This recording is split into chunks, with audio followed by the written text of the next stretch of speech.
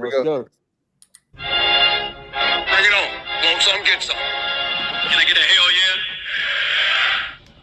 Yes, I am a pirate. You have to go with the pirates because, of course, they have cannons and everything.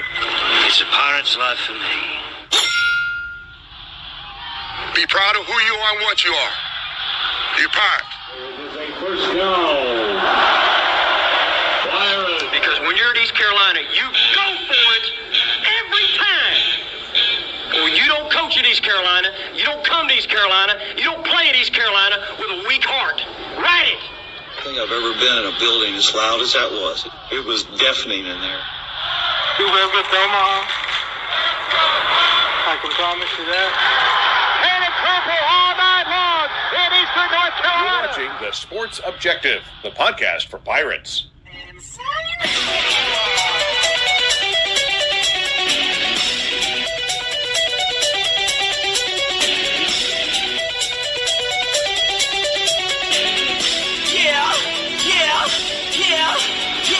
My heart is purple and gold. I'm a pirate down of my soul, and I don't back down, not at all. Find out when the cannons explode. All right, welcome into TSO on deck, and we have the Chapel Hill Regional starting tomorrow at noon. And I'm going to tell you what, our starting lineup is just as good as the Pirates, I promise. We're going to bring the pitching tonight. We're going to bring the hitting tonight. We are not going to make any error. Well, I don't know about that. But we will have, I promise you one thing, we will have a great time because we have Kyle from LaGrange Barber. What's up, dude?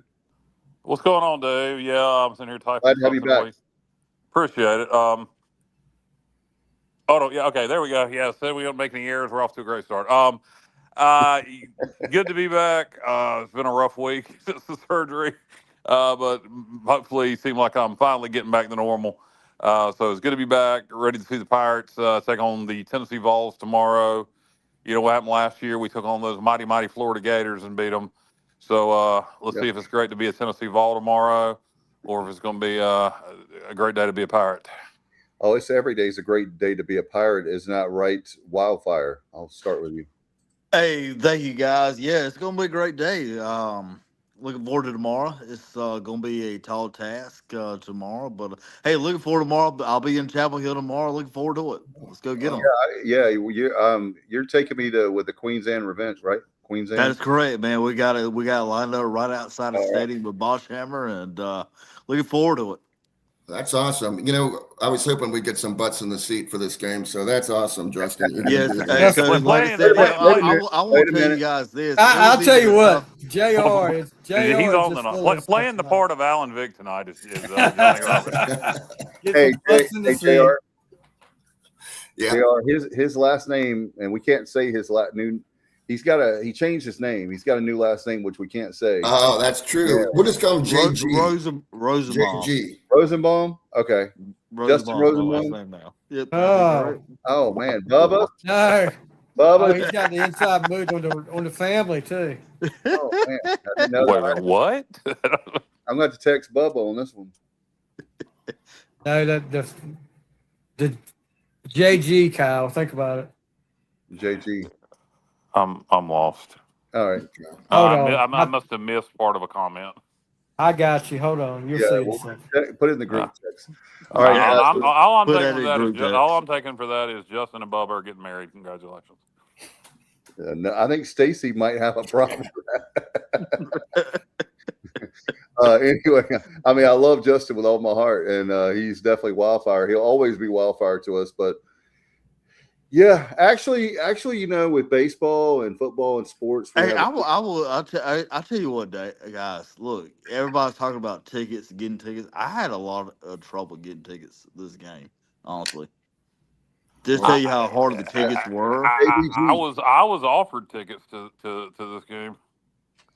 I'm just I you didn't take it? I don't know. Nah, dude, until today, I didn't know if I'd feel like even being outside. I know. I'm just messing with you, man. I might still be able to get them, actually. Hey, by the way, for Pirate fans, speaking of which, thank you, Wildfire, for bringing that up. We are going to talk about the Chapel Hill Regionals in a second, but I wanted to mention at the beginning of the show and towards the end, don't forget, they've got a really cool watch party. Got to give the administration a major thumbs up. Tomorrow, starting at 11:30 in the premium lot, the Burt premium lot, they're going to have food trucks and Wildfire. You're going to be missing out. They've got some pirate beverages there and a lot of cool stuff there. And it's, again, the big screen. So if you're looking, I tell you what you need to do is just about 11:45, 11:50. Wildfire, don't you think there's a lot of people out there that will get sick tomorrow about that time? That is correct. That is if correct. In Greenville, and if you're in work tomorrow. Yeah, Stevie's going to drive. I'll be getting sick in Boschhammer Stadium. I'm just going to say. Yeah. Hey, Stevie. What is the name of that stadium there? It's Boschhammer. Boschhammer Stadium. Boschhammer. Okay. All right. Never heard that. Hey, look, I believe in goals. I believe in Goldsboro at 8:00 in the morning. Fired up. Let's go. All right. All right. Watch out for Austin Idle on the way. Yeah, watch out for that rig. BJ and the Bear coming to Chapel Hill. Hey, Johnny, brother, you coming down this weekend? Okay, so this morning I'm leaving my house, and it's a beautiful day. It's been raining for like 5 days in a row, and today was a beautiful day. And I'm driving the back roads of Virginia, trying to get on 95, and I said, "This day just couldn't be any better." I'm heading down to Greenville. The watch party is what I'm going to. Okay. And then my phone rang, and it was somebody that I know from the jungle. And he said, "Hey, brother, are you in Virginia or North Carolina?" I said, "I'm in Virginia." He said, "Dang." I said, "Why?" I said, "I'm coming to North Carolina." He said, "Do you want to go to the game tomorrow? I got an extra ticket." So I'm going to Chapel Hill. Yeah. All right, Johnny. Let's go. So I couldn't be happier. I tell you, we're going to have to come up to Virginia, kidnap Stevie, and take him to a game because we miss hanging out with you, brother. We really do. Hopefully, football season, I'll be able to make some games this year. Well, you ain't going to be working this football season, so let's go. Wait a minute now. What does that mean? You don't know, hey, Wildfire, you don't know what I got going on. Okay. What do you? Let's just say there's things that you don't know about.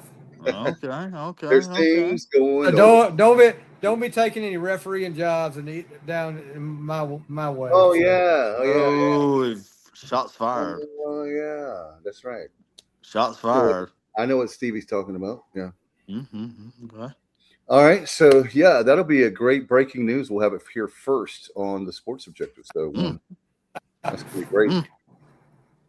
All right, so I know everybody knows exactly what we're talking about. So, guys, I tell you what, I am fired up. I know everybody says on the show blind optimism, but I feel a lot better this weekend than last weekend, thinking we're going to go to like Georgia Tech to me, this is going to be one of the strangest comments you heard me say, but I'm happy I'm going to Chapel Hill.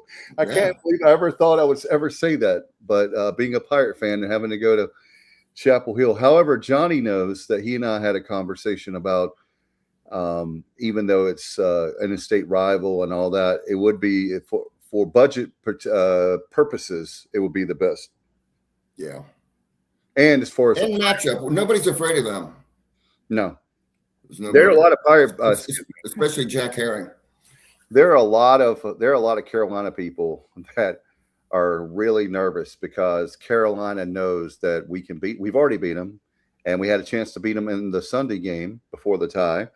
So we could have won that series easily. And that's great. I know the two teams are different. I know that we had more pitching back then, but I think another thing, guys, I wanted to talk about, I want to get y'all's opinion.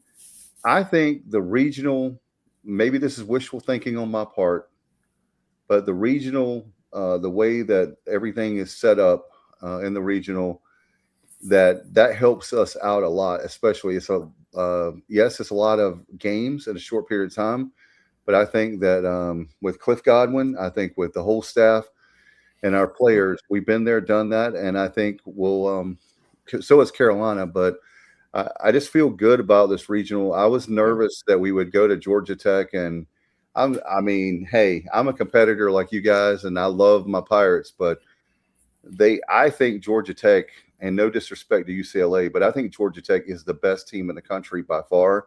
I could be wrong on that, but I wouldn't want to play them. No, I wouldn't either. they're the team for me. Like if you said, who would you put your money on?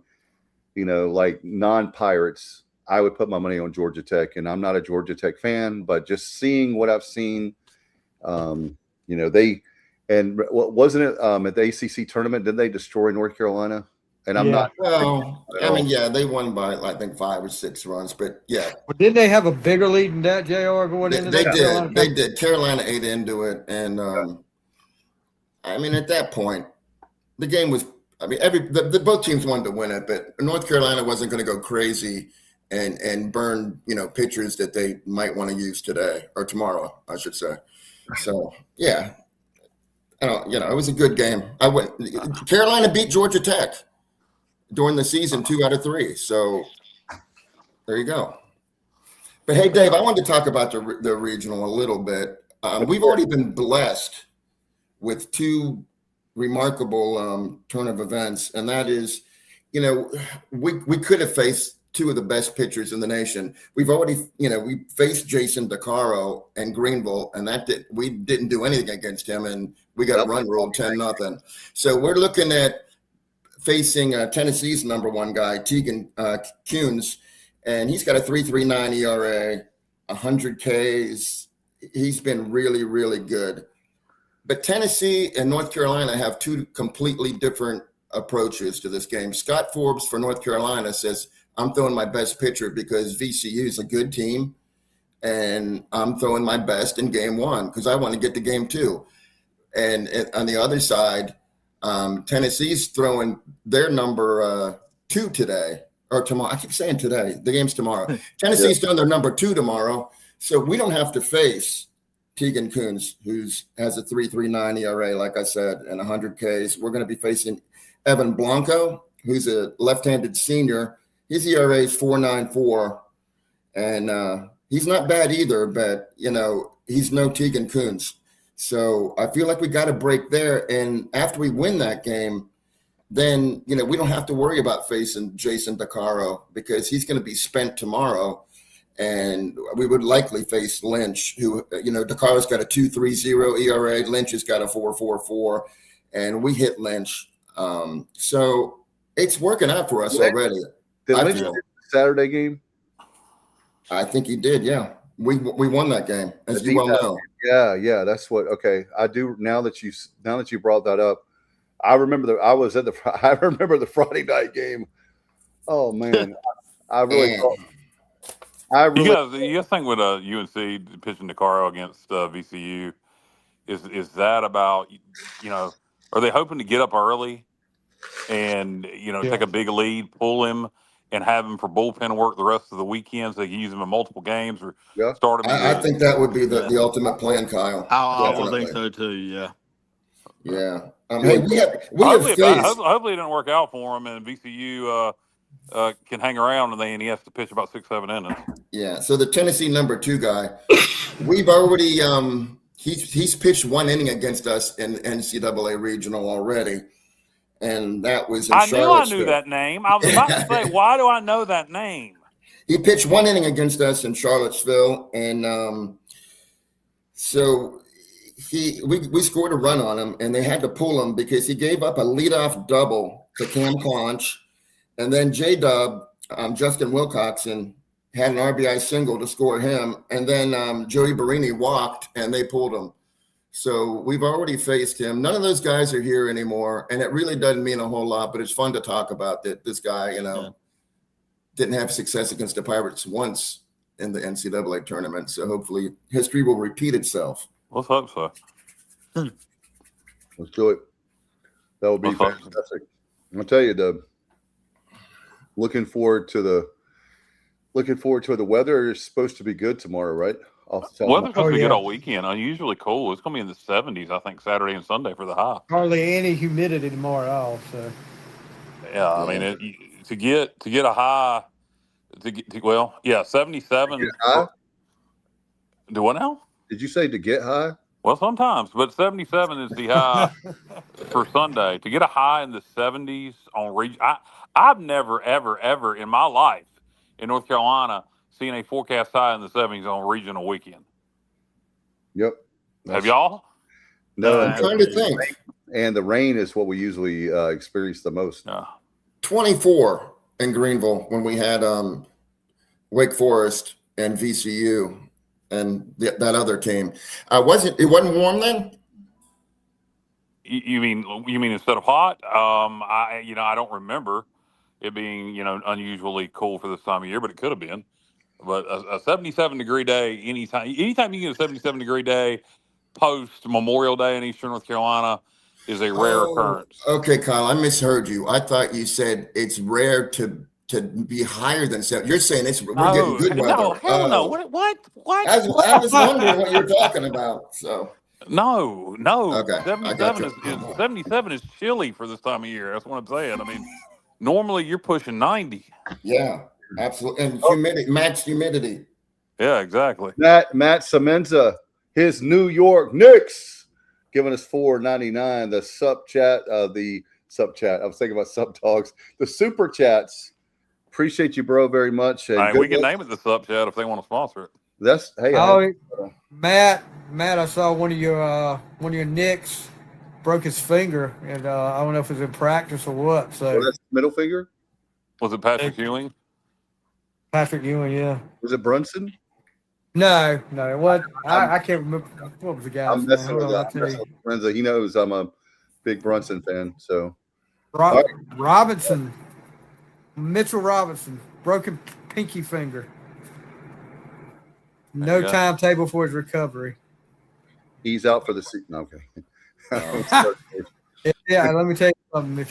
If he's playing the NBA Finals, if he can play, I'm sure he'll be playing. Yeah, Chuck, we're going to be doing our. By the way, we're going to be doing our Tennessee ECU predictions. But he says the Pirates prevail over Tennessee 5-3. We'll take it. Yeah. And Matt says, "Wow." So if you have anything you want to talk about tonight, the super chats, or you can do that. Give us your money. Give us money, and we'll talk about anything you want. Give me some money. No money, no problems. But it's interesting with the Tennessee thing, with the history with Cliff, because obviously going back to his playing days, the first Super Regional the Pirates hosted in Kinston back in 2001, Tennessee eliminated ECU. The old adage of people always like to spew is we're going to make it to Omaha when we least expect it. And it'd be a nice path for Cliff with Tennessee in the first game or in this regional, and then this regional being in Chapel Hill. Could you imagine the year we go to Omaha, we beat Tennessee, beat UNC, and then of course whoever we would have to beat in the Supers. But it would be quite appropriate with the Tennessee ties. More than likely, we're going to be down at College Station, but anything can happen, of course, with upsets. But sure, absolutely. College Station is. I will not. I'm going to defer to Kyle. I will not be going to College Station next week. So no. Hey, I got some good news though. We're a 3 seed. Yep. And during the last 2 college baseball tournaments, the 3 seeds 19 wins, the 2 seeds 13 wins. So the 3 seeds actually have won 6 more games than the 2 seeds in the last 2 years, which is crazy. But and we did that last year. We were one of them. So yeah, and then I was going to say a couple of 4 seeds have actually made the College World Series in the last 3 years. Even the 4 seeds, we've had 7 4 seeds beat a 1 seed in the opening day. So, and we experienced one of them too, Kyle, Evansville. So yeah, exactly. And then they almost beat Tennessee in the Supers, if I remember right. Yeah. So, well, the thing about the 4 seeds is they're conference champions. They're playing really good baseball at the time. Yeah. They're just from weaker conferences. So you may run into a really good baseball team that happens to be hot, but just because they're from the Ohio Valley or the SoCon or pick a conference, they're a 4 seed. Yep. Southern, whatever. Yeah, I agree with that theory, 100%. Yeah, so Matt has a great question, guys. Our good friend Matt. We miss you, Matt. Looking forward. Maybe we can go up to Connecticut and we'll go to the Mohegan Sun and the casino. That will be kind of fun. How many Pirates are you thinking will be there for Game 1 against Tennessee, guys? A lot. I mean, how many does Boston hold? Up to 5,000. 4,500.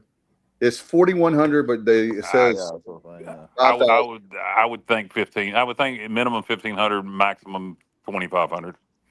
Okay. Do you think I'm being out of line by suggesting that there's not going to be a lot of Carolina Blue people that are going to even be bothered with that first game? They have No, better and I things. think a lot of them will probably sell their tickets I do that too. game to ECU fans. Yeah. And there'll be a lot of Tennessee fans there. It'll be a well attended game. It'll be one of the better attended 2-3 games that won't be carried by the home team. Having fans showed up. It'll be East Carolina and Tennessee fans there. No, I said that. I said we don't have to face Jason DeCaro. I said we don't have to face him. I said we're facing probably Lynch. So no, he's saying Lynch is starting against VCU. Oh, really? Okay. They did change their mind. Okay. I thought I heard I thought I heard what you heard. I definitely did. And I'm going to find it right now, and I'm going to text it to you, Mr. Wool.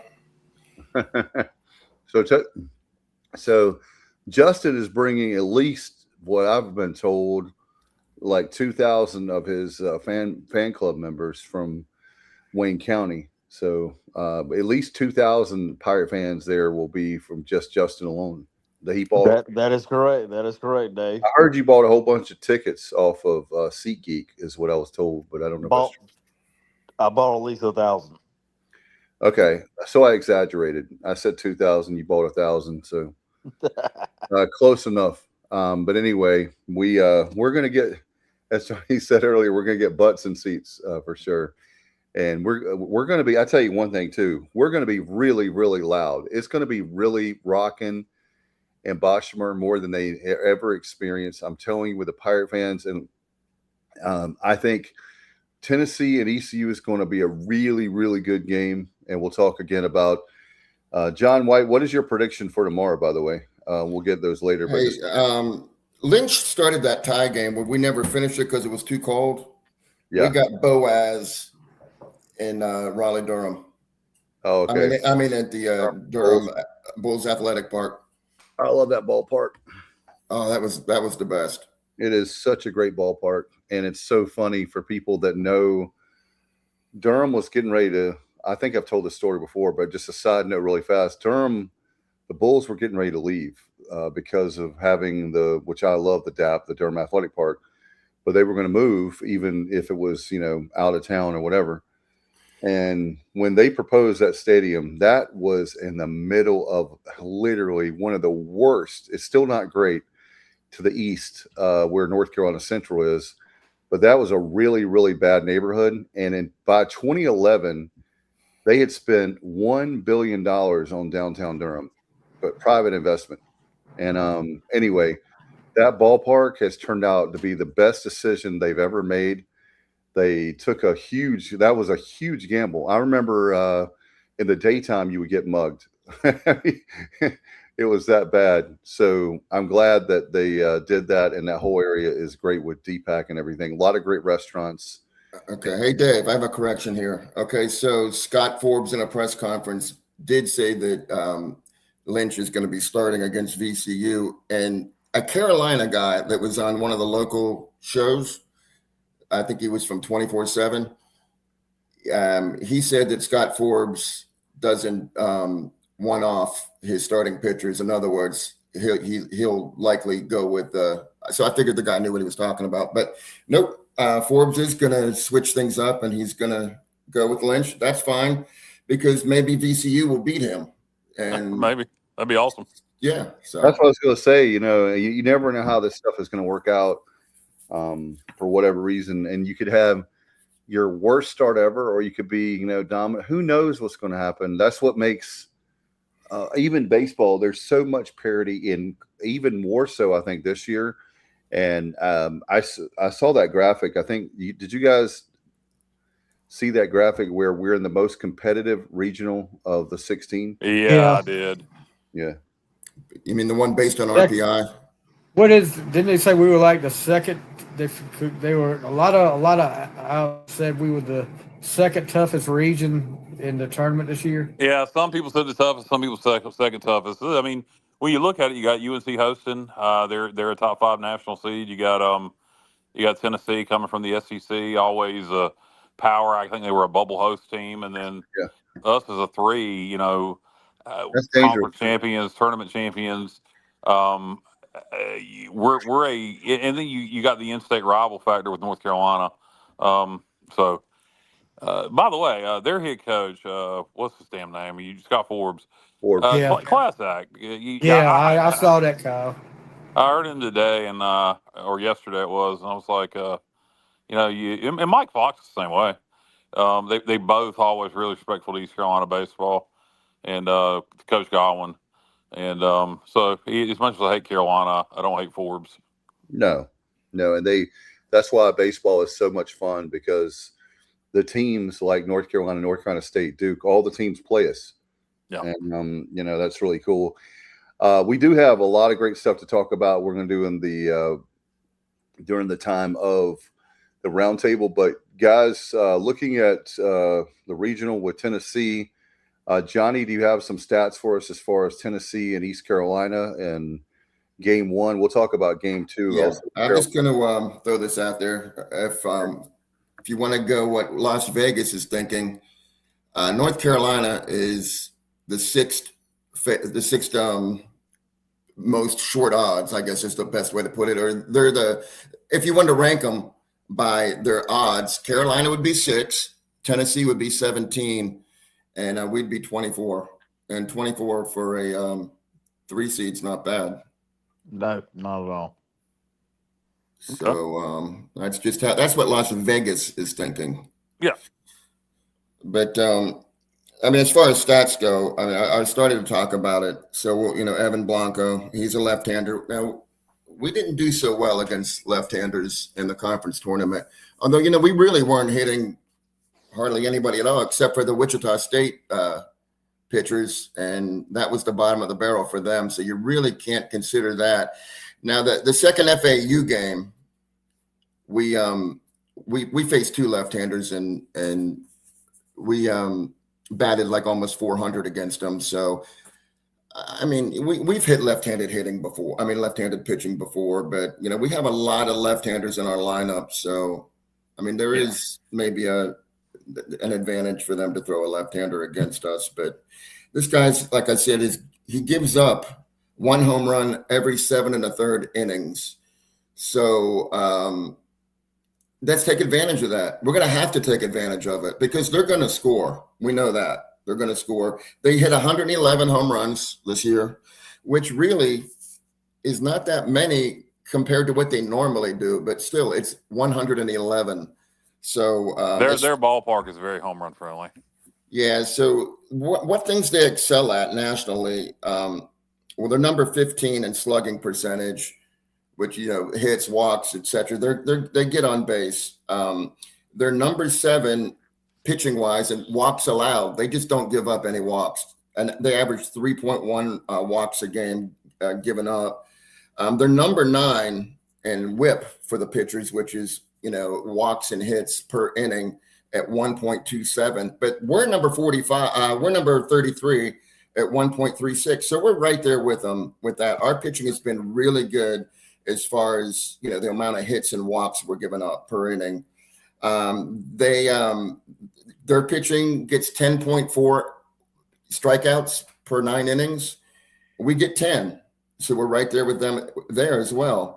And then strikeout to walks, they're number 7 and we're number 31. So, pitching wise, we can hang with them. Now they did play probably a tougher schedule. Obviously they're in the SEC, but I feel like it's not a terrible matchup for us because, they're going to have to deal the same things they're good at, we're good at. So it's whoever, can take advantage the best. Sack bunts. Believe it or not, we're not number 1 in the regional. VCU has 45 sacrifice bunts. Wow. Number 14 in the nation. ECU has 37. So we're number 29 in the nation. Tennessee, they have 13. 262nd. So, and UNC only has 12. The teams in the ACC and SEC, they rarely bunt just because they don't want to take the bat, out of their hitters' hands. But so they're not really used to fielding bunts either. I'm not suggesting that we're going to have a bunt fest, but it is possible we're going to lay down one or two, and they don't have a whole lot of experience dealing with them. But they're a good team, so they'll figure it out. Fielding percentage.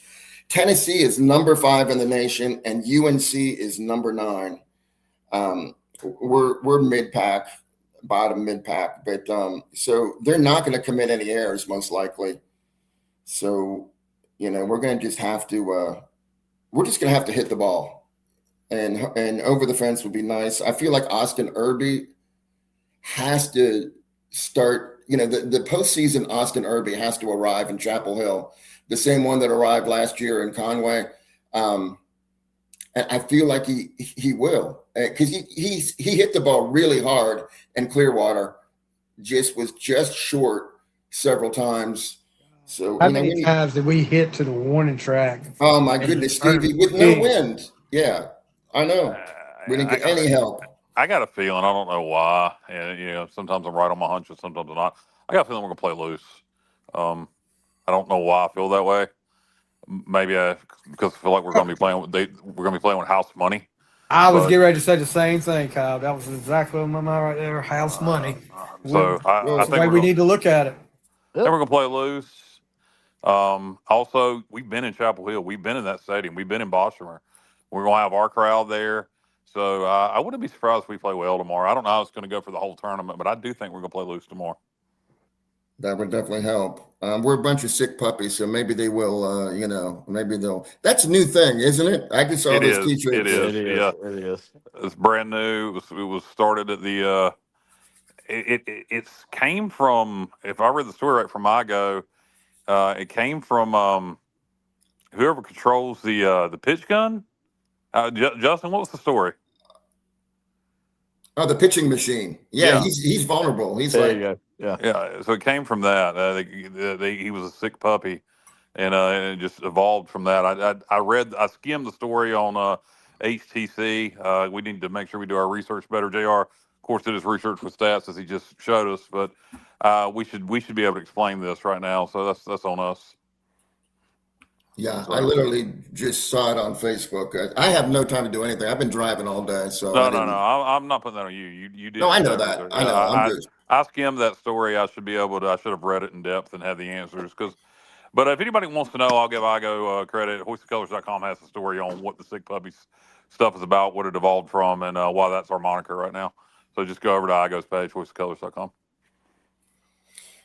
Okay, and then I was just going to end this stat thing with hit by pitches. We've had a problem hitting batters, especially left-handers. But VCU, if we face them at any point, they're number 15 in the country. They've been hit 118 times. And Bub and I interviewed their coach, and I asked him about it. And I said, what is the secret to getting 118 hit by pitches? And he said, they have no choice. That's how we start rallies. That's how we continue rallies. And it's a badge of honor. And the players, they strive to earn that badge of honor. So, that's a roundabout way of saying, there's some leaning and stuff like that. You do what you can. You don't move out of the way. So, you know about UTSA? I'm talking about VCU. Oh, they do the same bullshit? 118 times they've been hit. Okay, I'm sorry. I literally lost track. I had tuned out for a minute and came back, and I thought you were talking about UTSA because no. Okay, VCU, they had the same strategy. Yeah. So Tennessee, they don't get hit by pitches hardly at all. So that works in our favor there. Yeah, they definitely do. But no, I had a question for John White. Is Blanco your Spanish cousin? Yes, it is. He is related. They are related. And we're not talking about Juan Blanco, by the way.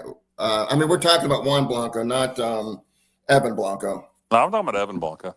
I thought you were talking about Juan Blanco, who appeared in our chat last week or on Sunday or Oh, Monday. really? Yeah. John White showed up as Juan Blanca. Are you kidding?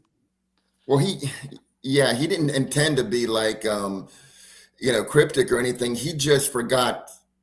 He was using a device where it was, Juan Blanco. Everyone's That's got different hysterical. I accounts. just made that joke, and I had no idea he was Juan Blanco the other day. I Yeah. was making that name off of the joke off of Evan Blanco. As a matter of fact, he was wondering why Dave, wasn't responding to him on some of his questions, but it was because we didn't know, Dave didn't know that was John White. What are the odds of that I make that joke and I didn't even realize he was Pretty thin. Yeah, Juan Blanco. I had no idea. I tuned out Sunday night or Monday night, I guess it was, when my sister came over, and didn't tune back in. So, but anyway, there you go. So big weekend ahead for the Pirates, obviously, to state the obvious. ESPNU, 12 o'clock. Everybody watching it on TV that's not going to be in Chapel Hill or at the watch party. Lots of times in the past they've been on ESPN Plus. Not that it really matters these days. Most people stream their games. Very few people are watching linear TV. But it's still cool to be on, TV versus just streaming, I guess. Oh, yeah. Absolutely. So.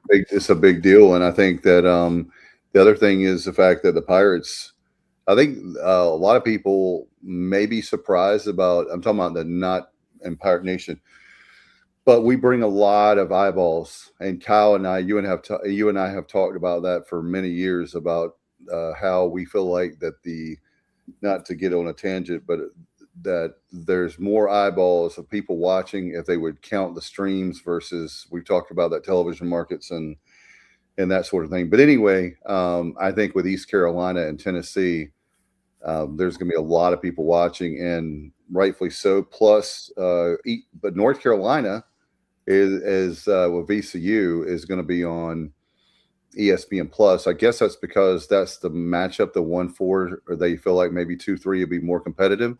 Yeah, who knows their logic behind doing whatever on this channel and whatever on that channel.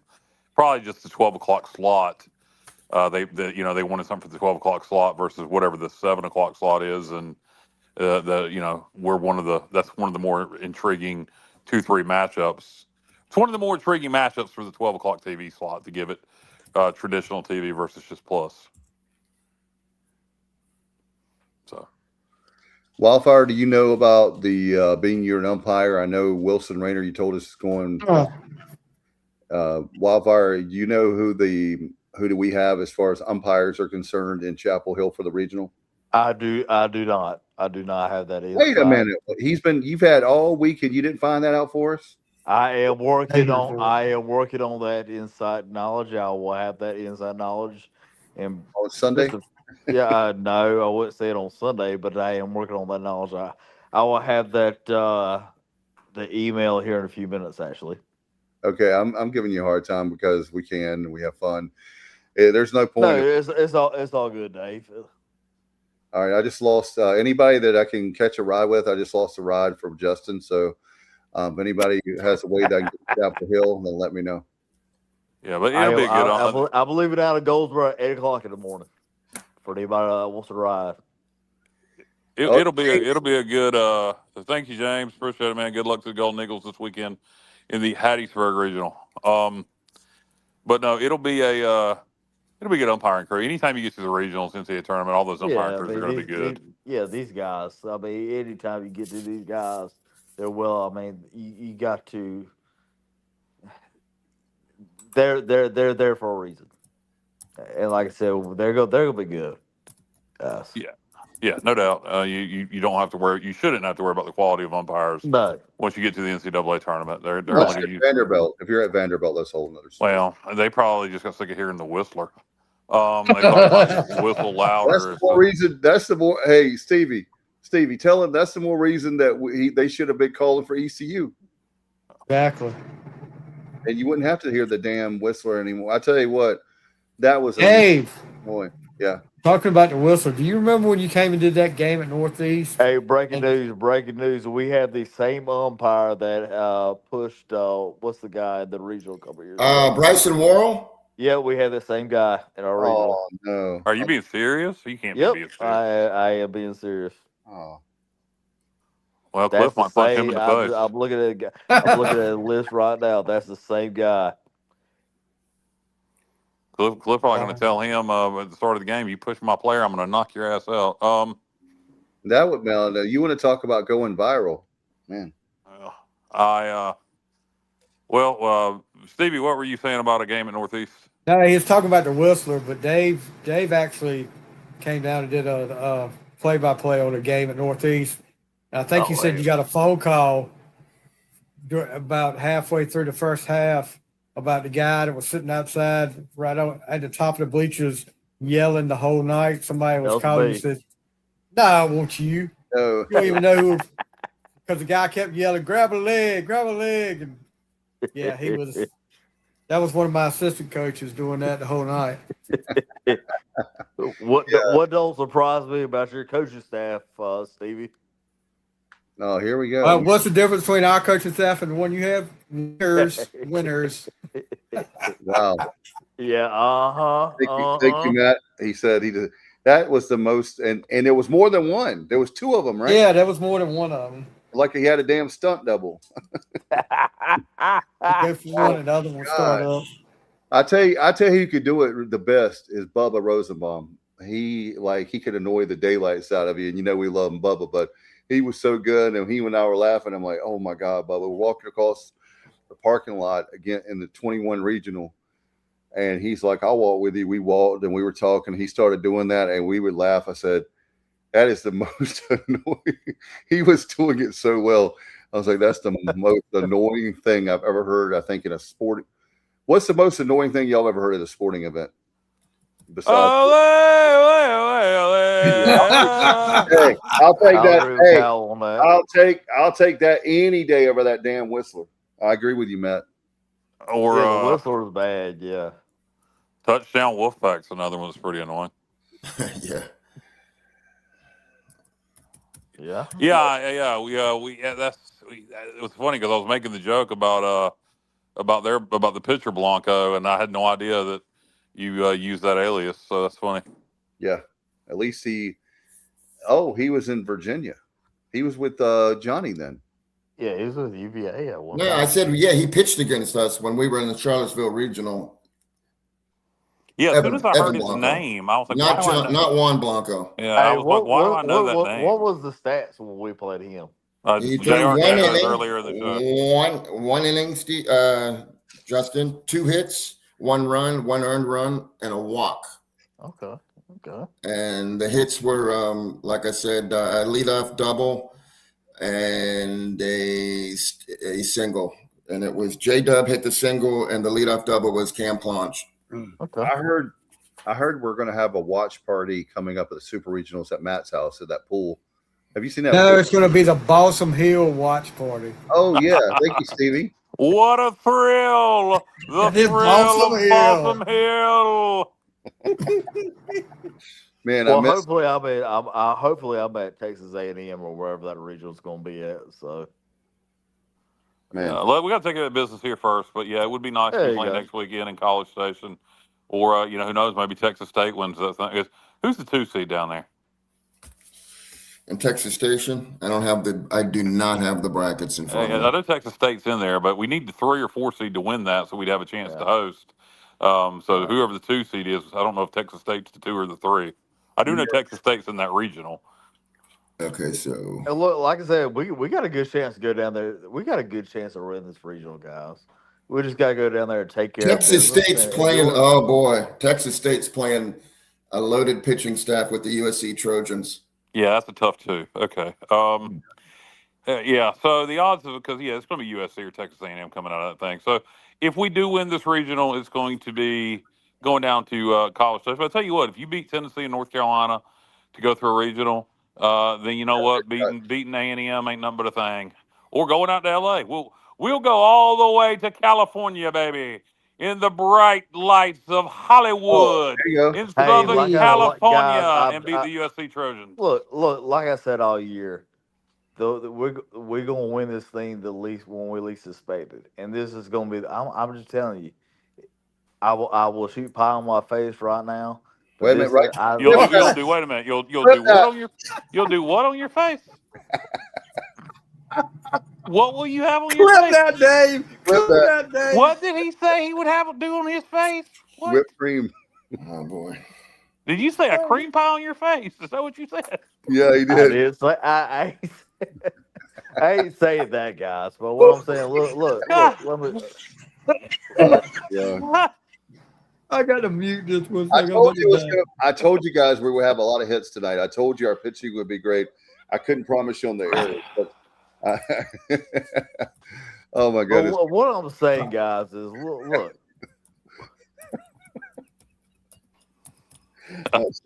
What are you saying, Justin? He wants a cream pie in his face. Well, I mean, I do too, but oh, good Lord! Hello. All right, Matt. He said, "Have Justin take the team truck up to Connecticut, and he'll get you some new." That's the kind of pie you're going to get, Justin. You're going to get a New Haven pizza. There you go. Not a cream pie, but a New Haven pie. Oh. How many people can be in that rig, Justin? 4? We can just fill the trailer up. Oh, that's right. Yeah, we can. The rest of us. That would be kind of fun. We can be there and maybe not. I think that's called human trafficking and it's illegal. But we just won't tell anyone. We'll Hey, well, hold on a second. No comment on that. Oh, okay. No there you go. Here we go. No I think I would comment on that about human trafficking. I think I would deny that vividly. I think I would deny that vividly. Yeah, I would definitely say no. That's we don't do that kind of stuff. Yeah, he goes right along with his cream pies. But anyway, wow. So get back on track. Yeah, we're gonna take the big rig up to Connecticut and celebrate with Matt. Well, think about it. We could have a great time with Matt. He's a great host for sure. Chrissy's awesome, and we can hang out by the pool. I tell you what, Matt, I got to give you props on air. That bar that he built near the pool is like, man, that is really, really cool. I got to give him major props for that, and you can watch any game and it would be great. Matt hates this, by the way. Matt cannot stand when we talk about this kind of stuff. So I'm sure he's loving this right now. Oh, he hates it? Yes, he does. I didn't know that. Okay. But anyway, we'll move right along. Just want to give him props there. But so with this, guys, with this regional where you're looking at it right now. I mean, we can easily, even if we're in the losers bracket, you still feel good about our chances, like even if you lose one game, you still have it would be tough, but you still have a way. I don't know about that. With the pitching depth we have, and you have to come out of there. If you lose to North Carolina, to Tennessee, then you're going to have to beat VCU in the losers bracket. Then you're going to have to come back and either play Tennessee or North Carolina. You're going to have to play Tennessee and North Carolina inevitably both again. So the odds, I think the only way we do this thing is if we're going to get in the losers bracket, it needs to be very late. Like, we didn't stay in a winner's bracket until Sunday, and if we got to beat them twice, if it takes twice on Sunday to beat whoever comes out of the losers bracket, because they beat us in game 1, maybe, but losers bracket. I don't see any way we make it and win the championship out of the losers bracket. I honestly think we got to win 2 games. We got to win 2 games, and then maybe if you lose that third game, you lose that third game. Sunday, I think we got to win 2. You got to win. You got to make it. What you're saying, you got to make it to Sunday if you're going to lose a game, and then that's what I was saying also. Yeah, last season in Conway, our pitching was not expected to do what it did. It really came out of nowhere, and they stepped up. And it could happen again. Although this season we're in better shape than we were last season. We finished 6th place in the American last season. And this season we were double champions. So it is a better team all around. And, I did mention about Austin Irby. I think he needs to get going. But this is we pitched well in the conference tournament, JR. Yeah, we sure did. Didn't hit that well, but that'll come. But anyhow, as far as this region goes, this regional.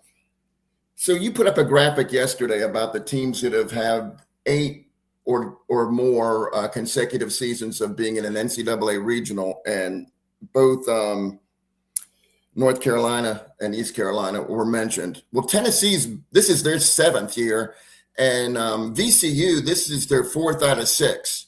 And they were in the Chapel Hill Regional in 2022, and they won 2 games. So none of these teams, I'm telling you, that's why I really thought that Carolina was throwing DeCaro tomorrow. And that's what the Carolina dude said, because you just don't know. You just want to survive. So, man, I'm telling you, any one of these 4 teams can win this. Clearly, the top 2 have the bigger advantage, but one thing, not go their way, and it's trouble. So I'm really looking for it was a great American Conference tournament, and I'm looking for a great Chapel Hill Regional. Yeah, I honestly think, this is probably one of the best regionals in the country. I don't see any better. Who's Top a better 4 seed? Top down. Look, anything could happen this regional. I'm really looking forward to tomorrow's game. Anything can come out of this regional. I really think I'm looking forward to this regional, guys. I really am. Yeah, no, it's a great regional. Honestly, I haven't analyzed everybody else's regional to tell you if there's a better one. Either. But this is certainly, if you're a college baseball fan and want to watch good baseball on paper, this is a very intriguing regional. And I know some Carolina fans thought it was a little too tough for them as a 5 seed, getting Tennessee as a 2, us as a 3, VCU as a 4. They thought they kind of got screwed. But, their comments that I saw online towards us were mostly, they were out of respect and fear, honestly. Yeah. So I'm not going to really dog on them.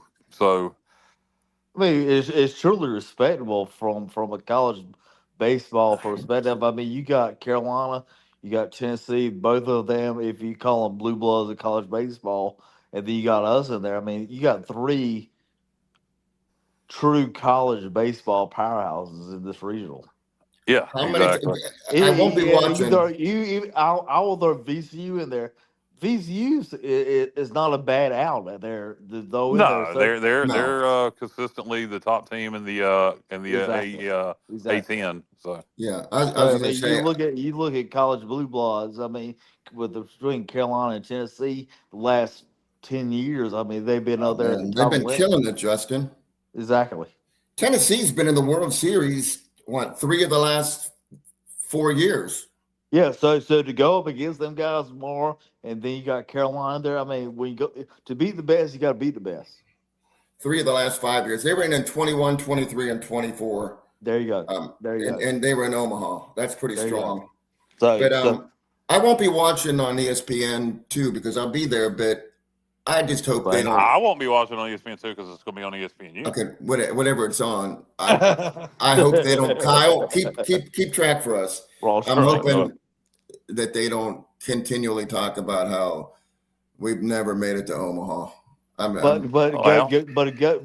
go up against these guys, the top echelon of college baseball guys. I'm just saying, let's go out together tomorrow, fired up and ready to go. We got a chance to play the best of the best. To be the best, you got to be the best. That's my to be the man, you got to beat the man. I think Ric Flair said that before he beat you, Tommy. All right, not Tommy Rich, but Ric Flair. Yeah. I think Tommy Rich did say something similar to what Justin just said, though. What are you talking about there? So, hey, I'm going back to Las Vegas for 1 minute because we've already identified that 3 seeds have had a great deal of success against 2 seeds the last 2 seasons, winning 19 of 32. Well, there you go.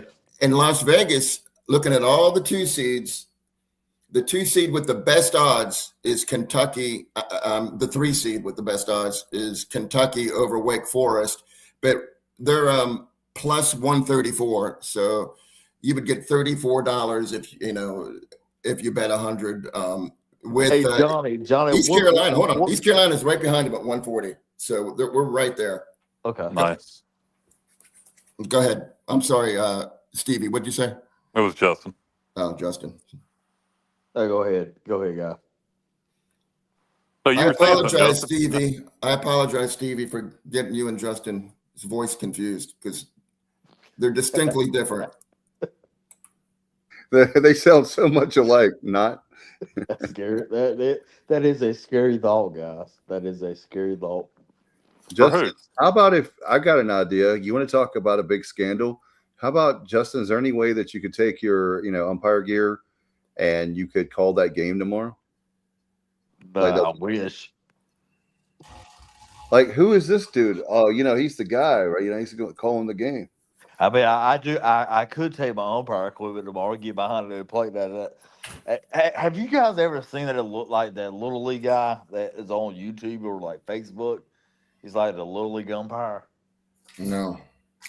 He is. I need to send that to you. Send it to us. Yeah.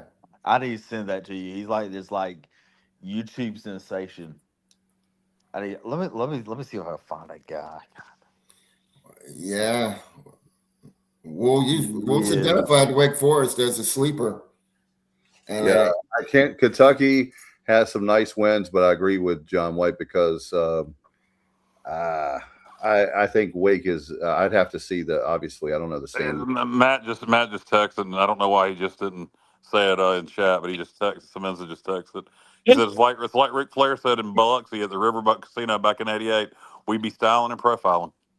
Styling and profiling all night long. I can't help it if I look good, smell good, play good. I can't help it that I spent more on spilt whiskey last night than you spent on your entire outfit. And the thing is, man, I'm gonna tell you something right now. When we were back in the day, we were watching wrestling at 6:05. They taped that, as Kyle probably knows, and Stevie. They taped that at 8 o'clock in the morning on Saturday morning. And so if they were going to be in Baltimore at the Marriott, boy, there would be hundreds of people, and of course, lots of pretty ladies. And he would close the bar down, getting they said he'd buy 60, 70. Did you just say the Baltimore in Merrimont? The what? What in the world? I said the Baltimore Marriott. Oh, okay. And remember the Omni, Kyle? The Omni in Atlanta, yeah, sure. Yeah, they that was one of the biggest arenas for sure. But Boshamer Stadium tomorrow is Boschhammer. That's gonna be Clark LeClaire West. I think it will be tomorrow. I think Tennessee will have a lot of fans there too. It'll be a nice crowd. Like I said, I think it'll be impressive the amount of fans that are there in that game repping ECU. I wouldn't be surprised if there's as many people there repping ECU in Tennessee tomorrow for that game as there will be for the UNC VCU game later that night. Yeah, so the crowd, in other words, that noon crowd. Yeah, that noon crowd will be just as big as 7 o'clock crowd. I bet you. Normally, it's not. That 5 o'clock crowd for UNC is not. We'll see. Maybe. I think the ECU thing. That's why those tickets are $350. I mean, didn't you have that, Johnny? That you screenshotted that? Yeah. Well, they went down considerably, but initially, if anybody felt panicked and scooped up 2 or 3 or 4 of those $300 and something tickets, they're probably feeling pretty foolish right now. Because you can get them for probably $60, $70, $80. Okay. All right. Yeah, that definitely is a big that is a big difference. Man, huge difference. Man, that's a big difference. And what do you think? Do you guys think that will there be a lot of Pirates that stay the whole weekend, or I'm going to be driving back and forth personally? Me too. Yeah, same here, Dave. I'm going to be driving back and forth from Goldsboro, so leaving here at 8 o'clock in the morning, going up to Chapel Hill. Looking forward to a great weekend, guys. Let's get every Pirate we can get up there. Yeah, there would be it's an hour. It's an hour and a half from Goldsboro to Chapel Hill, so there would be no reason not to. 2 hours for me.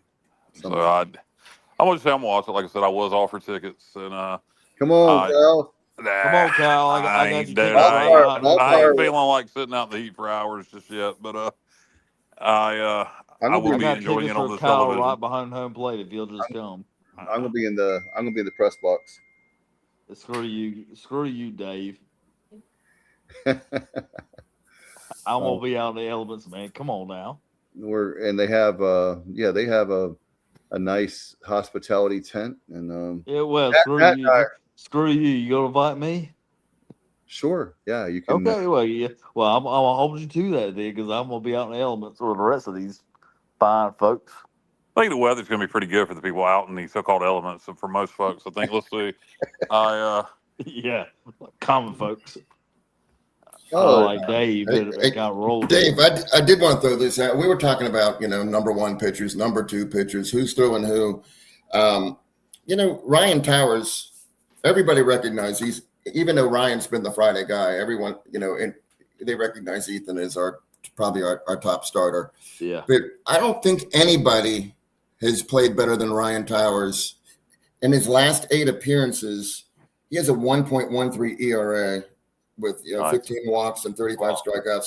So, I mean, we're in good hands with him. If we can take care of business and Ryan can give us 6 or 7 and limit the home runs, which he doesn't give up a lot of them. He's given up 6 home runs in 53.1. So that's like 1 a game. I mean, that's not great, but it's better than their guy who gives up 1 every, whatever I said, 7 in the 3rd innings.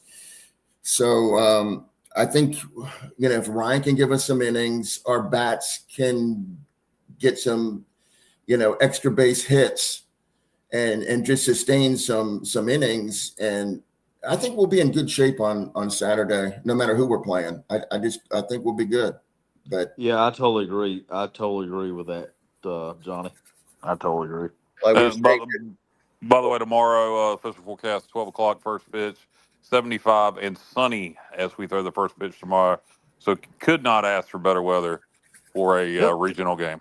That's a great baseball weather. And Kyle, you said early in the show for the people just joining us, we're going to have great weather all weekend long.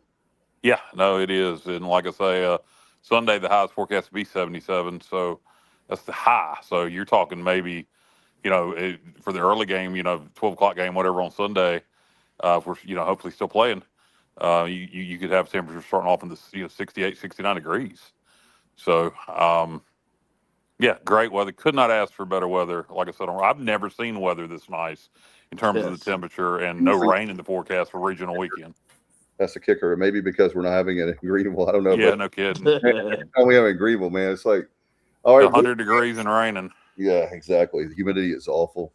But anyway, it's going to be great. Guys, do you have anything else to talk about there? We got a lot to talk about. Yeah, I want to talk briefly here. Some kickoff times announced. Of course, we already knew we're playing at 11 a.m. Eastern, 12 Central, 11 a.m. Eastern for Alabama. But now we know we're kicking off with App State at 12 p.m.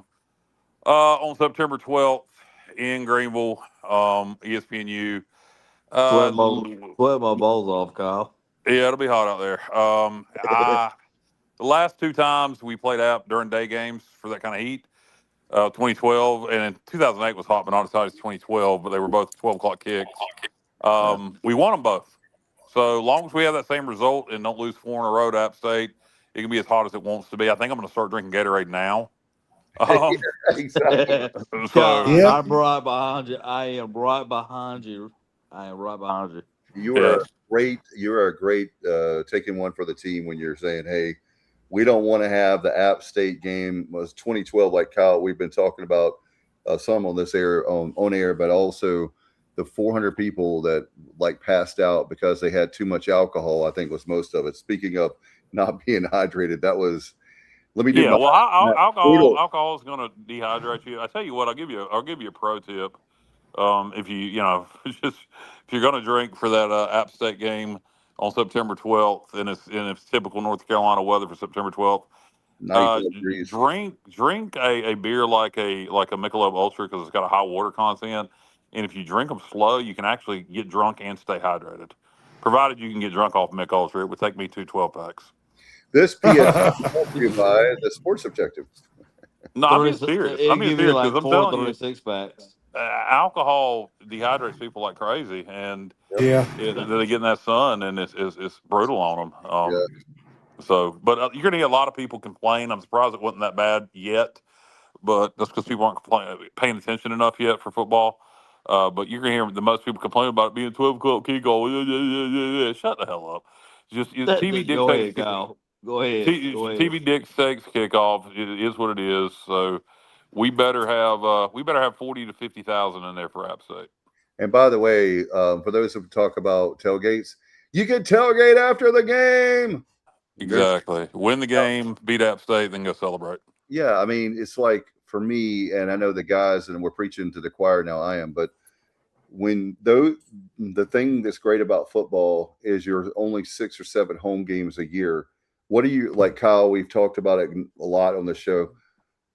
That is one of the best times of the year is fall, when you have high school football, you have college football, pro football, and you only have 6 games. So out of 52 weeks, when is the last time we played a noon game? We didn't play a noon game last year at home. No, we didn't.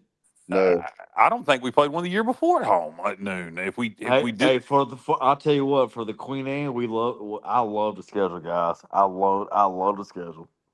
Why do you like the schedule, Wildfire? Early games, get home early. Yeah, so and then the second home game of the year against Central is a 4 p.m. kick. No, it's 4. That's right. I found surprising. I thought it was going to be 6 also. I don't know what that's about. I don't know. I forgot. I really wouldn't think ESPN would have much say on a ESPN Plus kick. Maybe there's only so many games for certain hours. I don't know. But I found it interesting that they chose 4 instead of 6. So from what I've been told, ESPN Plus, we have whoever the home team is, they have the direct. Okay, so I wonder why we chose 4 instead of 6 for the Central game. Maybe the thought was people will stay for the whole game. You know, if it's not as late, I don't know, but whatever. You could have a true night game instead. You're going to have a fourth quarter night game for that one, but it is what it is. But that's enough about kickoff times. We'll dive into that more as more get announced as the season goes. But kind of the one I wanted to discuss was App State. Well, Kyle, one of the topics that we teased the other night, and I wanted to bring you in. I know you were not feeling well when we're praying hard for you, and I'm glad to hear that you're feeling better. So I'll say that. But on the upswing, yep. Yes, sir. Well, one of the things that I'm upset about, and I want your hot take is, I don't know if you've heard about North Carolina and North Carolina State trying to take all our money or most of our money for the gambling. Basically, what they've done is they said, so if you it's 5 Division I schools that are public schools in North Carolina, and they if you even it up, the money is 4. It's 5. No, right? 5. Yeah. All right. Charlotte counts. Yeah. Okay. Yeah. Don't insult Matt like that. His favorite. Yeah. But anyway, so what they want to do is they want to take $25 million each, and us get scraps. And if you divide it equally, it's somewhere approximately $12 million that would go to each school. I would argue because of I would argue the other way. I would argue because of they have more money already coming in because of revenue, because of conference, that East Carolina, App State, and Charlotte should get more. I agree. Because we need to be benefited from the state more, so the state should subsidize us more, because the UNC and NC State has an unfair advantage because of being in the ACC with revenue. So if anything, I think it should be the other way. That ECU, App, and Charlotte should get a bigger cut, but I'd certainly take an even cut. There's no way they're going to do that. How could they justify doing that? Saying they're Power 4. Power 4 is a made-up term. It's not a real thing. It's not real. And let me tell you something else. We have beat those teams.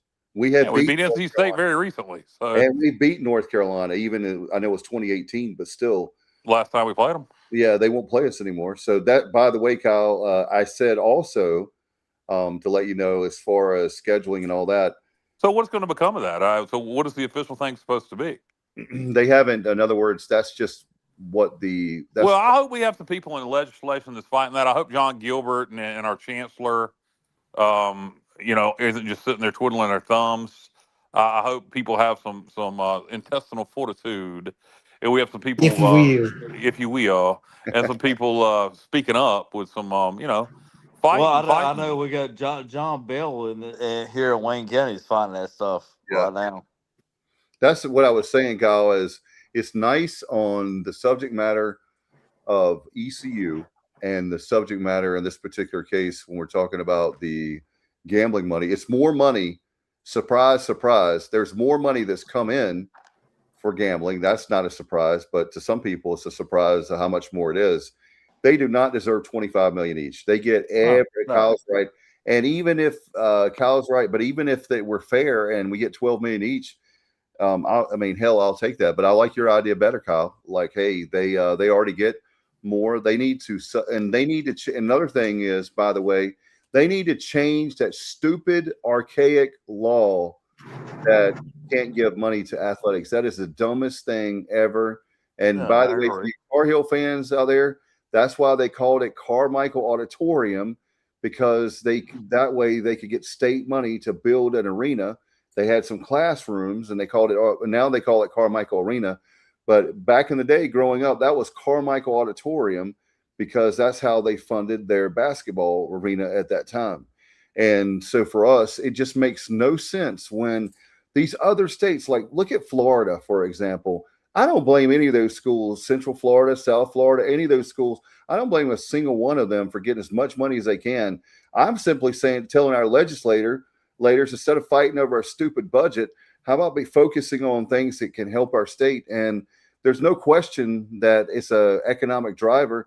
It's a few $1 million every single home game for ECU is how much we look at restaurants. Well, I think if you look at the economic impact to this region, you look at East Carolina football. I think if you look at the triangle itself, okay, and the amount of different things that go on in the triangle with UNC and NC State, and then you look at the economic impact East Carolina football has on this region in terms of importance versus UNC and NC State football to the triangle. I don't think it's comparable.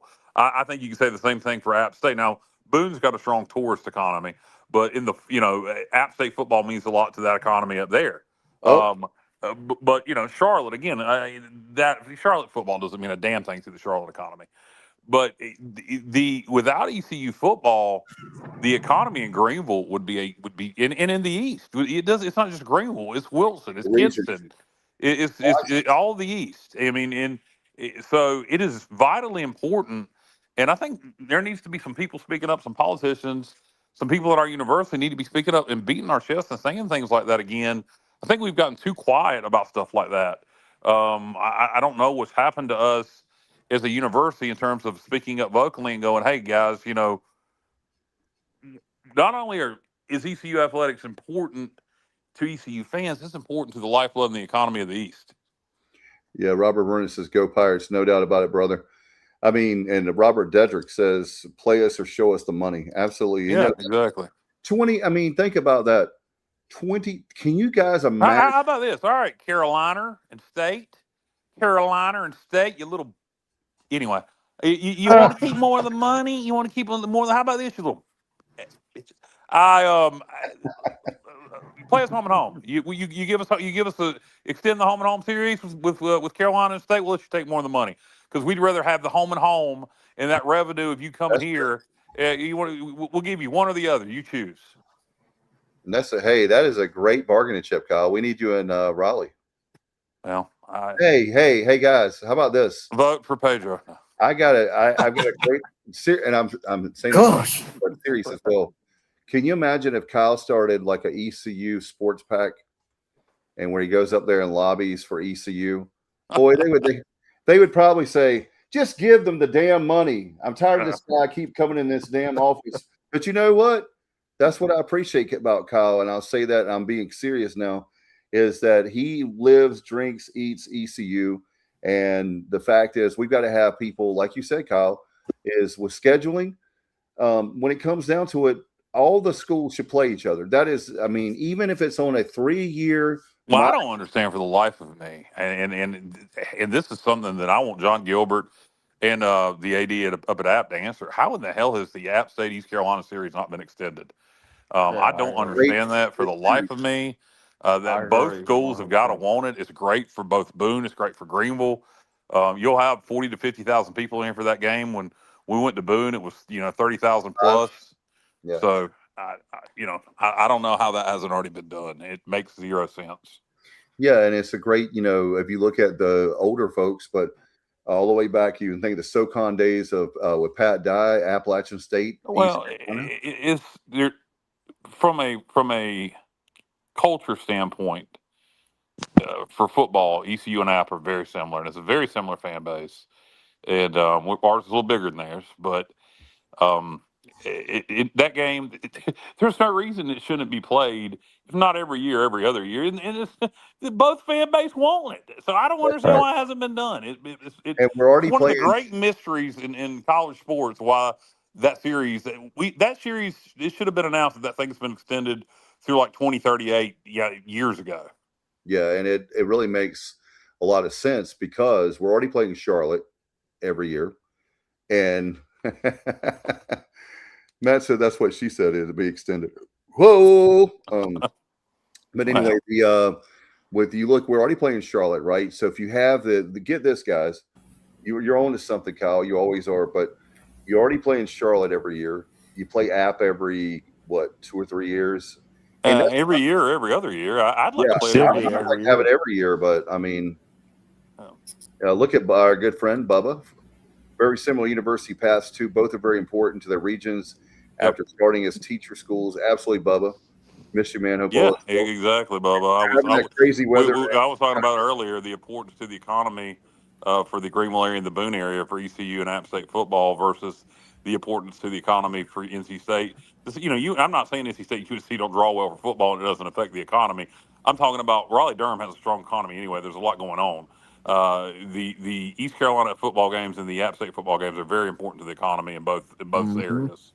And both of them, and the thing that I love about both schools is the passion for football. Both schools, and it's perfect that you have. It's like the battle between the West and the East, with absolutely, yeah. And you have Boone is a great. I know Kyle and I love Boone. I mean, to be honest with you, except for ECU, I like Boone better than Greenville. Don't tell anyone. But we got a scandal. Clip that. But it's great. It's a great place. I love going up there. It's one of those. I look at App like our brother. Who you don't want to. Who do you want to beat more than your brother? So I don't hate App. I never hate App. But I want to beat them really bad. Yeah, it's a pride thing. Once the game is over, obviously we're not hating on it, but you definitely want to win. It's different. But I will say that when it comes to North Carolina, NC State, in the 90s we had to do it, and we're going to have to do it again. And I would say, I mean, you can't do the obviously the private schools, but it makes no sense. And again, I'll harp on this. We should not be doing Wake only at their home in Winston-Salem. I agree. Gilbert's logic was, we're going to get the 700,000, so it's like a buy game, and it's a short trip, and we'll take a ton of fans to Winston-Salem. But I think it sets a precedent you don't want to set. Yeah, and they should honor their word. They schedule the damn game, and guess what? It's a big deal to have Wake Forest being the very first school. Maybe people don't know the history. The very first school ever in Ficklin Stadium was Wake Forest. Does anybody have video of that game? That's not the one. Stevie, that was on Sports South. No, that's not the same one. Kyle knows about that. I know that, Kyle. We're joking. I know. But anyway, and Bubba says, love the chance to beat him. But yes, the precedent it sets. He's talking about Wake. Yes, yeah, exactly, Bubba. And let's see if State makes it to Dowdy-Ficklin in 28. Bubba says, absolutely. This is what I'm upset It seems like that would be canceled by now, if not. But we'll see. Well, I'll tell you one thing. They know. NC State knows. NC State, ACC is going to non-conference games, but NC State kind of knows the heat they would take if they canceled that game. So you saw I sent you all that video today on Facebook where South Carolina has canceled games with North Carolina, and I think it was a couple ACC schools as well. But this has gotten way out of hand because you're playing little Sisters of the Poor. And I understand the FCS level, and I get it.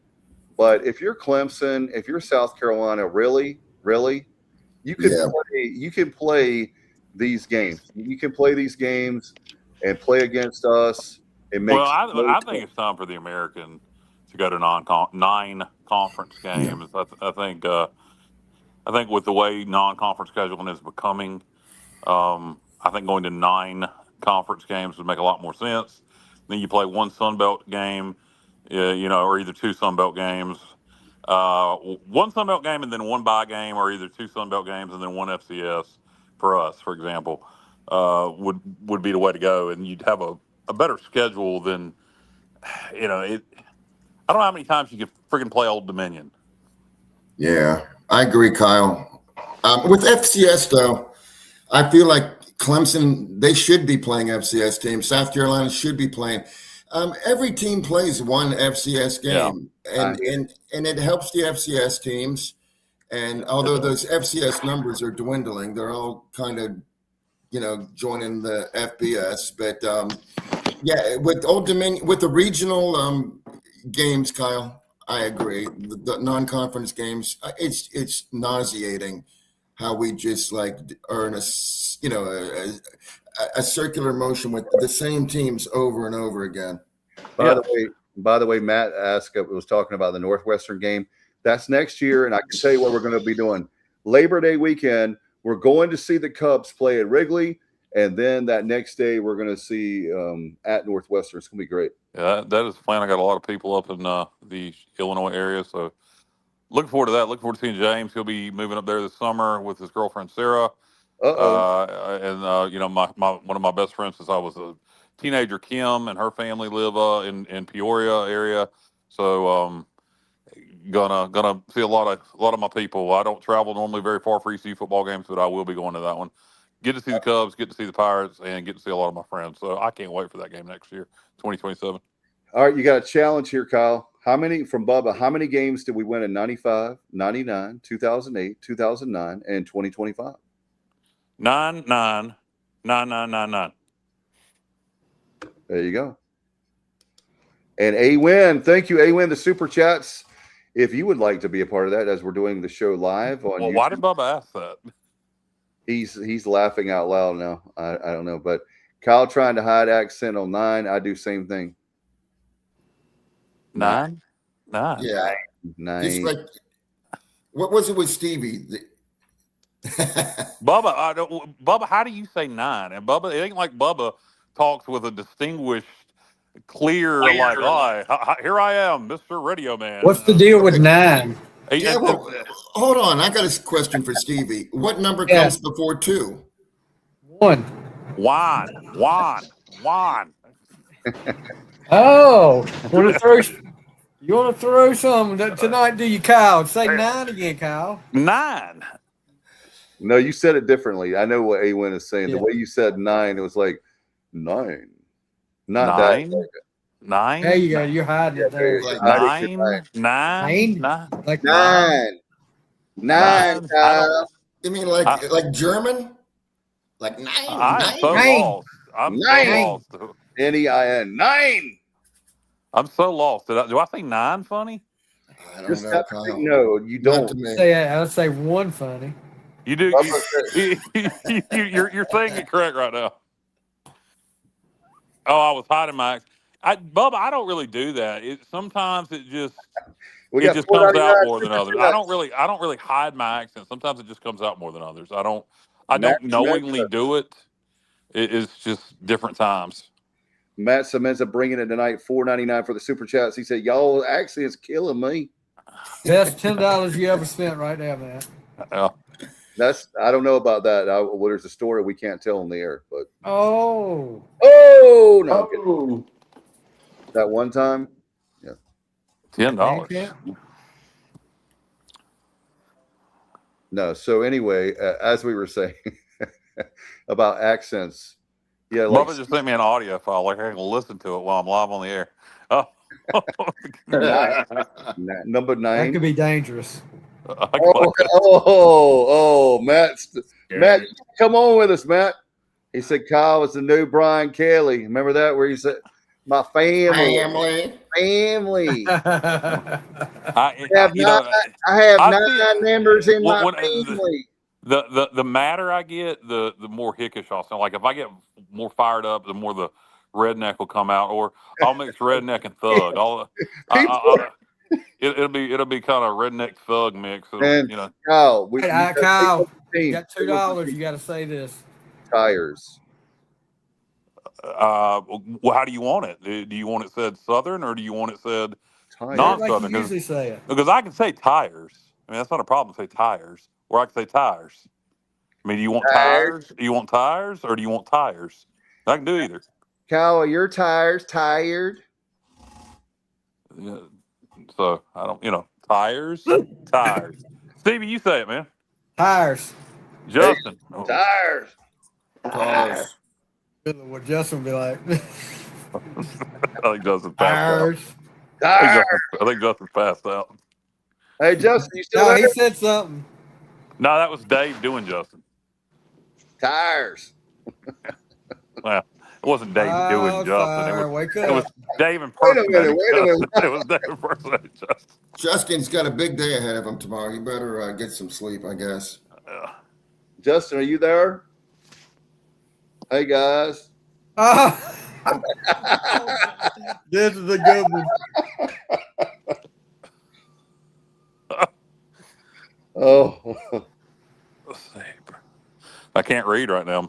I'm like, what? It's that Italian meat. Oh, prosciutto. Prosciutto. Tars. How do you say prosciutto? Am I saying prosciutto incorrectly? I think you said it right. I think you said it good. I mean, like that's the how I rest say of it. us do. Prosciutto. Prosciutto. You don't say it. You don't say it with the. Prosciutto. We don't say it with the Italian accent on the Prosciutto. Hey, Hey, how you doing? Hey, oh, what's the matter with you? Never You don't mind. say after every word. Hey, Prosciutto. goes. Uh-oh. What the hell was that? Uh-oh. Nope. Oh, how do you say it, Matt? Come on the air. Hop on. We'll Yeah, send you a link. Matt. I mean, we can say how do you say it, but it ain't like he can come on the show and say prosciutto. I'll Prosciutto. send him a link. Prosciutto. Oh my God, this is just too much, man. Too much. I think maybe Matt's wrong on this one. I think we're saying it correctly. Oh, you calling out in Italian? Oh no, we got the Italian mafia coming out to JR now. Oh man. Talk about their accents. Bada boom, bada bing. Joey Butterfuka over here. Butterfuka.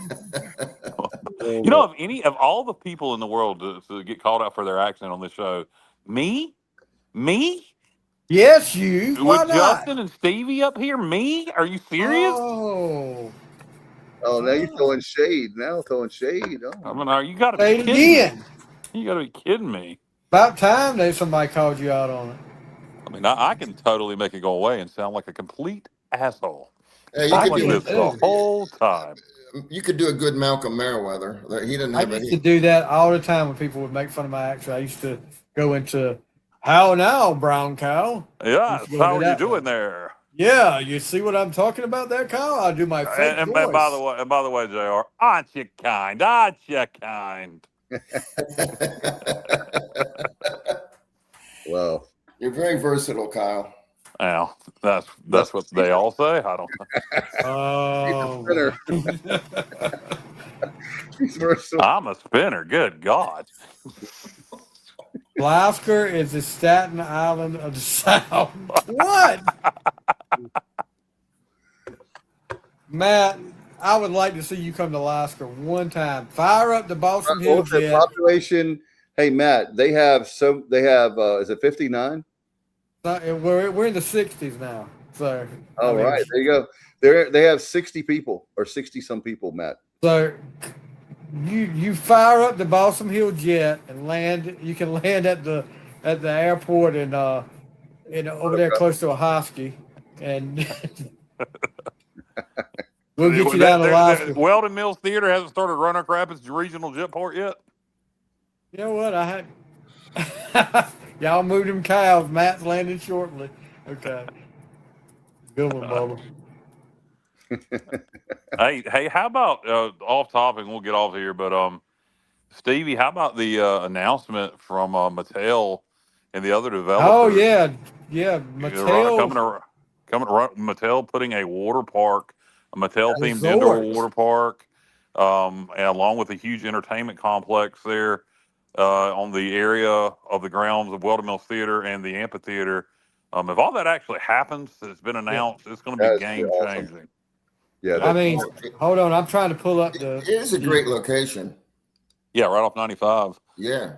They put one between Richmond and Fredericksburg. A motel, not motel. No, not Mattel, but another like large Great Wolf water Lodge. park. But not quite as as grand a scale as what they're planning, which I think it'll work. Hey, Kyle, say water. Well, I could say water. Water. Or I could say water.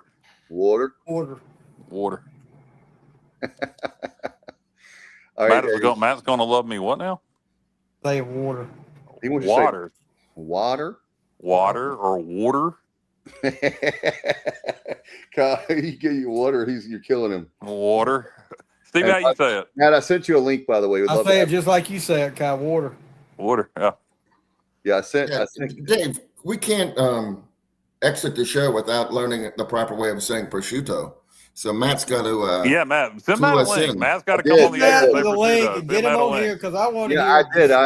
Now I'm dying to know. Inquiring minds. Did you send it yet, Matt? Yeah, Matt, check a few minutes ago. Matt, check your email. You're going to come on in a minute and tell us how to say prosciutto, and then we're going to get off here. You're going to be like in Smoking the Bandit 3, where Bandit comes on for a cameo. There you go. I hope this show doesn't be as bad as Smoking the Bandit 3, though. I did not say that. I didn't say it was bad. I think we're better than Smoking the Bandit 3, which. Hey, here's my prediction. Can't get much worse. I think he's going to say prosciutto. Hey, Stevie, what about Ishtar? I know how he's going to say it. I'm going to wait till he gets up here, and then I'm going to say it before he says it. Dave, I have no. I got it. I just remembered Stevie, how Italians say it. Stevie, so I'm waiting for him to come up here, and I'm gonna say it how he's watched. I saw it. Never watched Ishtar. I saw it in the theater. All right, so Matt's coming on. He said, "Okay." For punishment. You remember the Buccaneer, Stevie, in Greenville? Oh yeah. That's where I saw it. Do you know? And then, if that wasn't bad enough, then remember back in the day, I thought it was cool because in the 80s. Do you know where? Cinemax. Do you know where a pirate keeps his buccaneers? I have no idea. Underneath his bucking hat. All right. Thank you, Alan. You dropped your ear.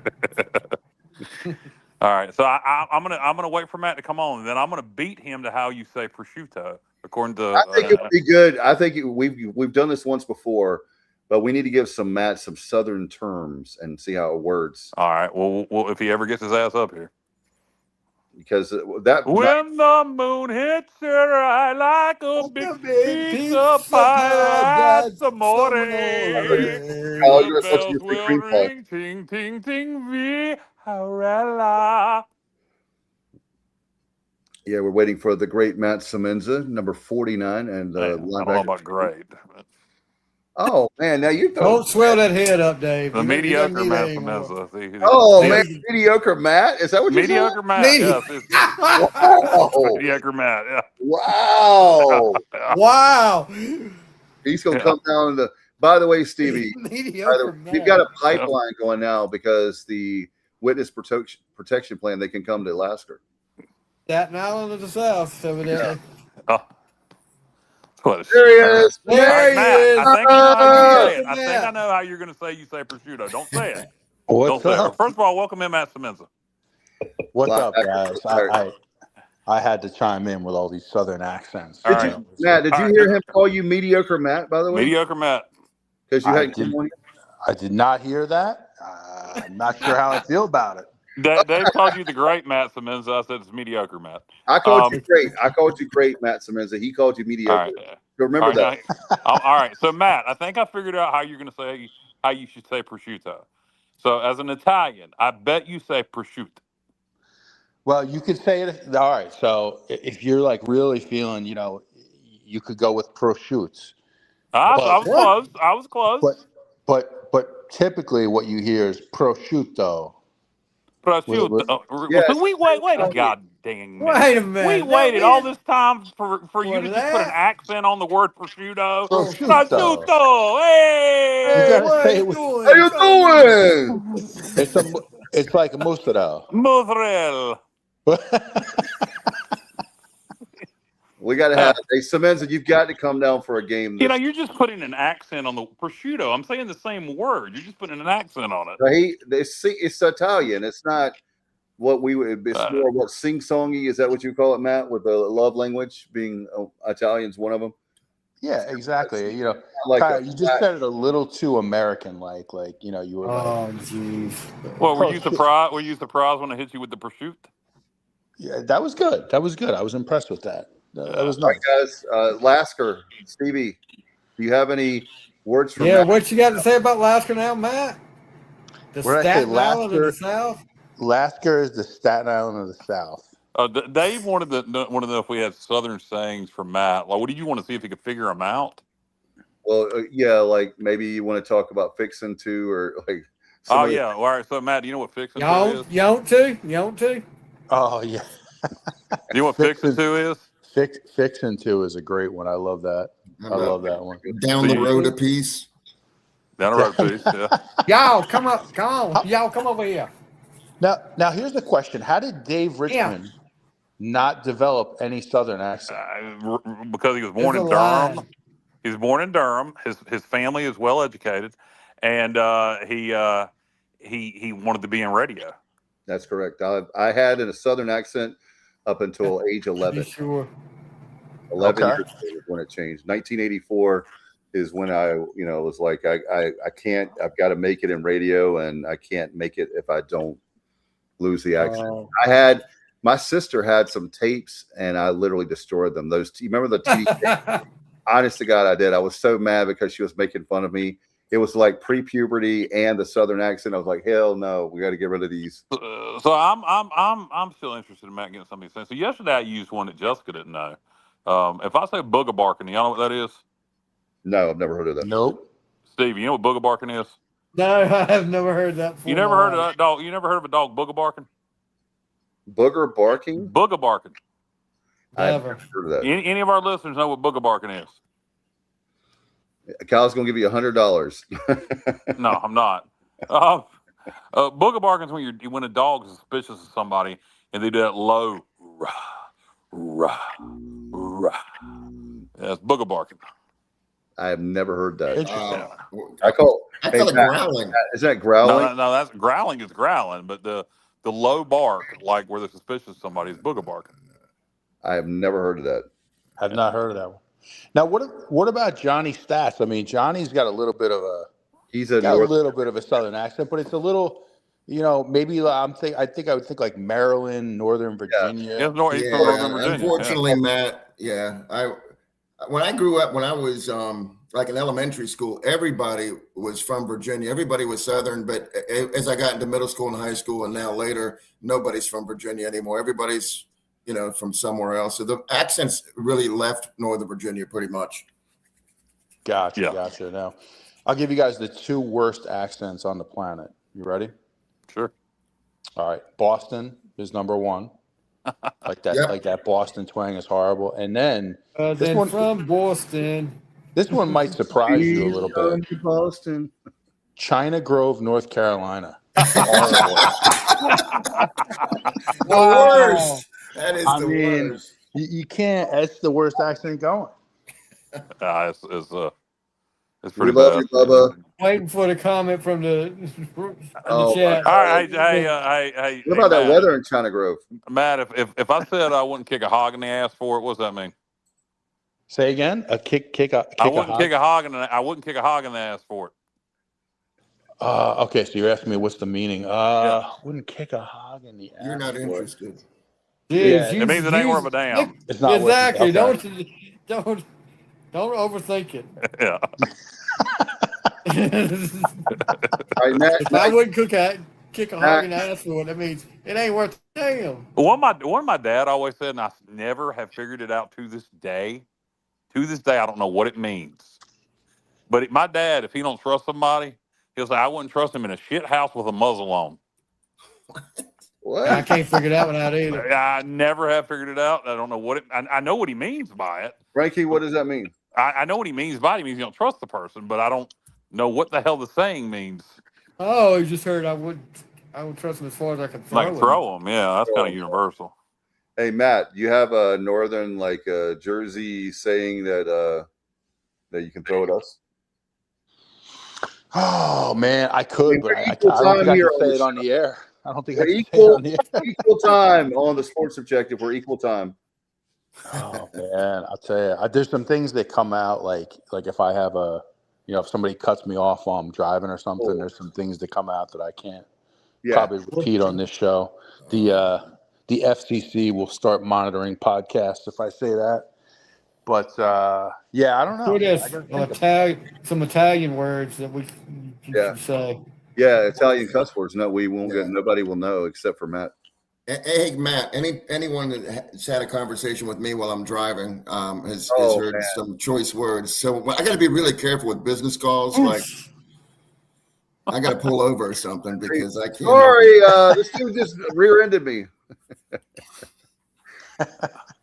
Yeah, I can let them fly while I'm driving for sure. But yeah, Hey, we got to get you.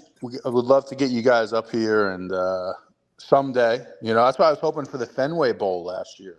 I wanted that so bad, man. I wanted that so bad, and I love. Oh my gosh, Annapolis is such a great. No, I think it worked out. We beat Pitt. I think we're good. Yeah, but now we're aiming big, man. We're aiming big. By the way, Matt, early take on the Pirates while we have you on. I know people love your opinion. We love your expert analysis. I love the schedule. I love these. We talked about, and let me ask you this, Matt. You're a former player. You guys love the noon starts, right? They announced App State is going to be a noon start on September 12th, the first home game. You know what? We were talking about this yesterday. I was talking to Kyle and Stevie about this. And from a fan's perspective, you don't really love the noon start because, personally, I'd love to tailgate all day. You don't have to, you don't have to rush around to get to the game. So from a fan's perspective, I don't love the noon start. But here's the thing about East Carolina, and I always say this, there is no heat like Eastern North Carolina heat and humidity. And the fact that we train in that heat every day as a football team, App State's going to be coming down to Greenville from the mountains, a different elevation, a different temperature.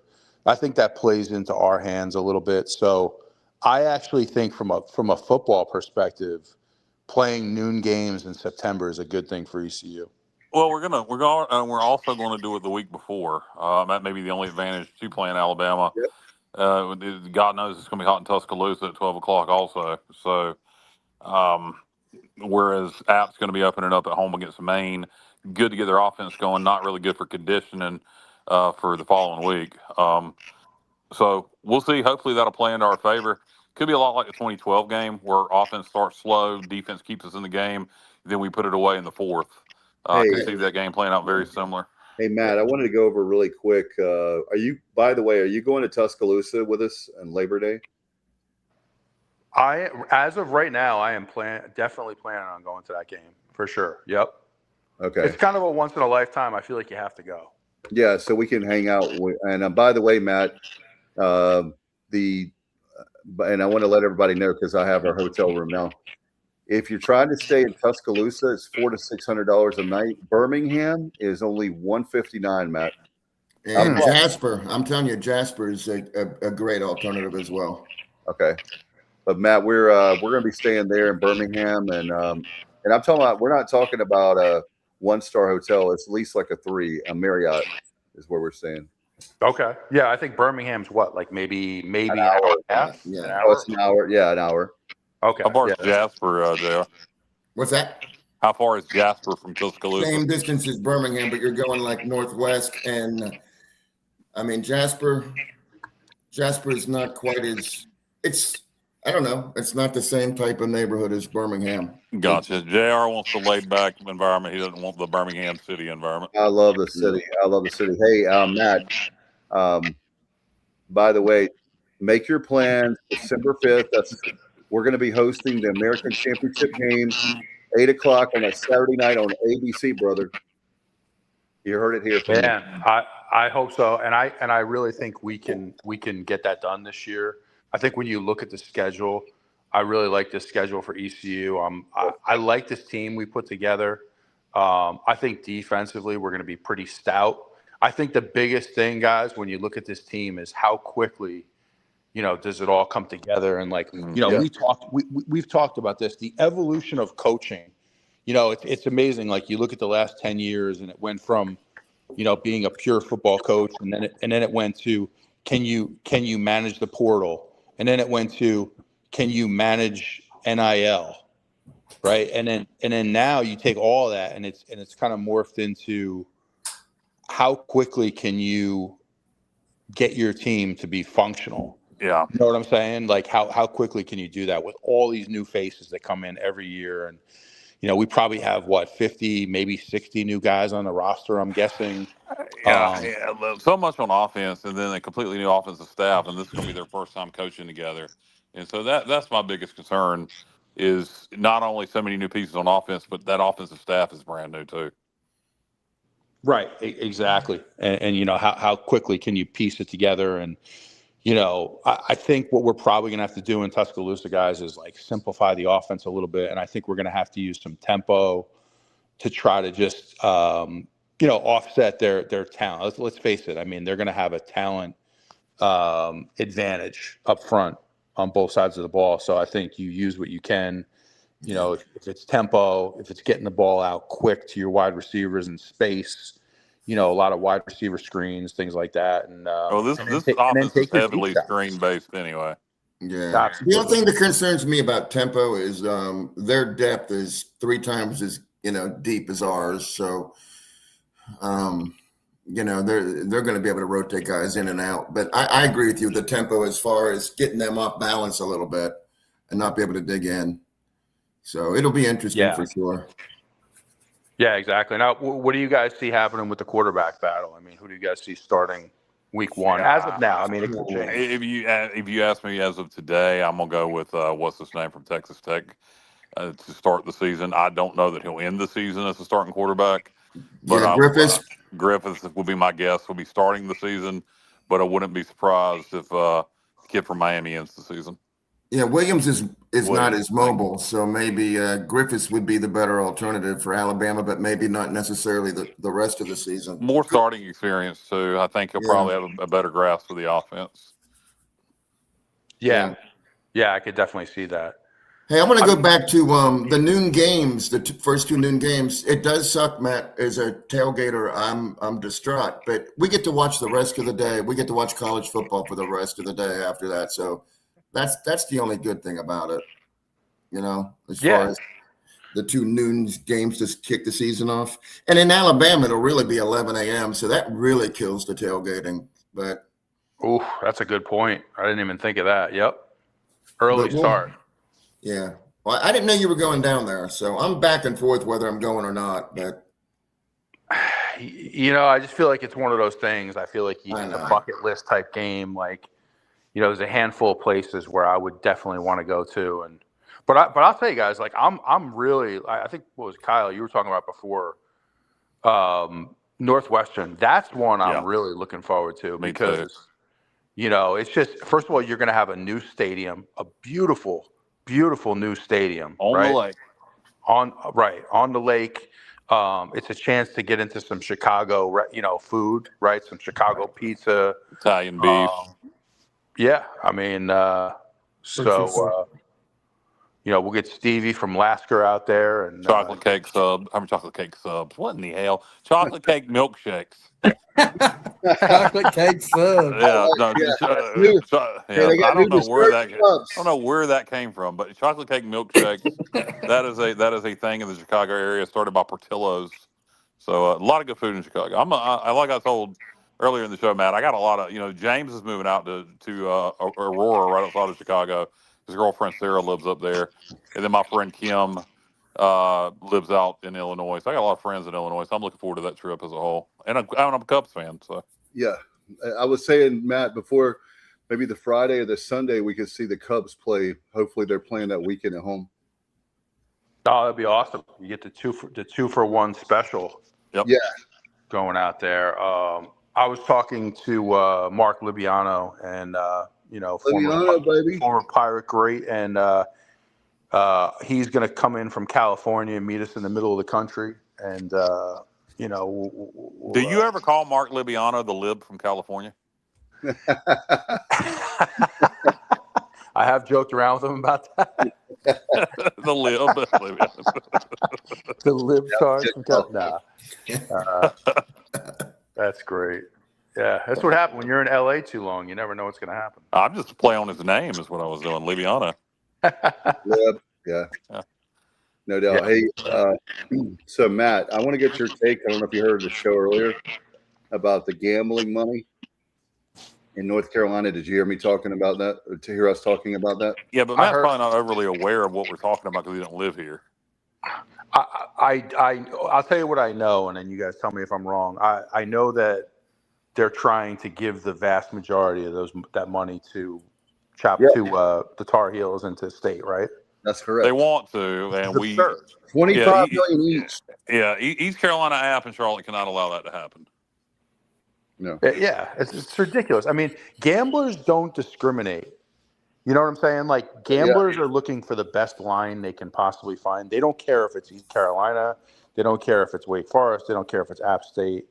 They're looking for the best line they can get. So well, how about this? How about not only that, the best line they can get? How about the people spending that money in state went to East Carolina and Appalachian State and Charlotte? They just shouldn't go to UNC and NC State. How about somebody take that into account too? Well, what we need to do is do a blockade on Eastern North Carolina. We're not going to do that because of travel and tourism. But if it wasn't, I say putting toll booths up, on 64 and on 70. Oh yeah, and if you don't have if you don't live in a county east of 95, you got to pay a toll to go to the beach. Ooh, hey Matt, that would be brutal for them. But if they don't care anything about Eastern North Carolina, they could care less. Yeah. It's a perfect example of the rich get richer. I mean, as if those schools don't have enough money. We need all the help we can get financially. So, that would be a kick in the face for sure. Sounds like a lawsuit. It does. Exactly. Hey, Matt, also, by the way, we are the largest state without a Major League Baseball team, and we're up to 11.1 million people now. 11.1 with no Major League Baseball. In fact, we're the largest state also that is going for the Major League Baseball franchise. Well, if they get it, I hope that they put it in the middle of the state in like the Raleigh-Durham area. Yeah, absolutely. That would be perfect. I mean, if they put it in Charlotte, that kind of kills you guys, your ability to go. Yeah. So put it in the middle of the state. You have a great airport that goes right into Raleigh. Yes. You have everything you need right there. You have obviously, the Canes have done very well in that area. Hey, the Canes. How about my Canes, Matt? Well, that's the owner of the Canes is just kind of behind bringing the team here. So, I mean, and Matt, I'm not opposed to the Rays. There was a rumor going around, especially after the hurricane, and they still, Kyle. I don't know if I told you, Kyle. They still haven't, and guys, they still haven't. I thought they had worked out a deal for the stadium, but apparently that fell through. So how would you guys like the Raleigh Rays? I mean, that'd be fine. I mean, you could change the name, you could leave it the same. I mean, a Major League Baseball team in Raleigh, I'm all for it. I don't care if it's a new team or somebody moving here. It doesn't make a difference. No, we had the Canes. They were the Whalers, and now we have the – how do you like that, Matt? It's going to be Vegas. It looks like it's going to be Vegas and Raleigh. I think it would be fantastic, guys. And Raleigh, I know from a business perspective, Raleigh, the Raleigh-Durham area is one of the fastest growing areas in the country for businesses. So it's going to continue to grow, and I think it's a perfect spot for it. I think it's a great idea. Hey, Matt, Nashville's being discussed heavily also, unfortunately. But they don't have they don't have the infrastructure yet, Kyle. They don't have plans where the stadium would go. They don't have public funding. They don't have the amount of money, believe it or not, that I would say Raleigh is more organized. Now the players would rather go to Nashville. They did apparently a poll. I've been following it really close because since I was a little boy, I've wanted a Major League team. Well, you can't let the players make this decision because the players aren't going to be playing in a couple of years. So that team is theoretically going to be there for the next 50 years. So, correct. Yeah, but anyway, Matt, I thought you would like that, and that's awesome. I think that's really cool for you guys, man. I mean, you got to come down. By the way, Matt, what is your boss's number? Can you let us know? Because what I'd like to do is call him and say, hey, there's this great guy, Matt Semenza. It's 1-800 Balsam Hill. 1-800. Oh, okay. I'm going to call him and say, is there any way that you can bring the Semenza family down to Raleigh so we can at least be closer to our buddy, where we can quick drive to Matt and we can hang out at like Canes games and the future MLB team and all. I mean, there's so much to do there with the Courage, with the soccer team is good there. Hey, there's a lot. Hey, Matt, did you see, by the way, there's guys, there's a speaking. I was watching women's rugby highlights earlier on TikTok. I might start. I'm gonna send them to you, Stevie. Some of them chicks are rough. Hey, Matt. Oh yeah. They have the American rugby team, men's team. I'm glad you mentioned that, Kyle. Is playing. I forgot who they're playing, but it's going to be in July at that Cary Wake Med soccer complex. I'm just curious. Sometime in July, I was curious to be able to go there. I think it will be fun. What is that? It's an American team for rugby. They're playing. I think it might be Spain, but I've never been to a rugby match. I just thought it would be fun. Oh, women's or men's? This is men's. Women's rugby interests me more, actually. Some chicks look tough. Hey guys, really quick, since we're kind of on this topic of getting a professional baseball team in the Raleigh area, two things I would love to see for North Carolina, specifically for ECU. But that, I think, number one, what you just mentioned with that team would be great. But a serious upgrade, modernized airport for Eastern North Carolina. I'll tell you all about that, Matt. Alan Thomas tried to make that happen.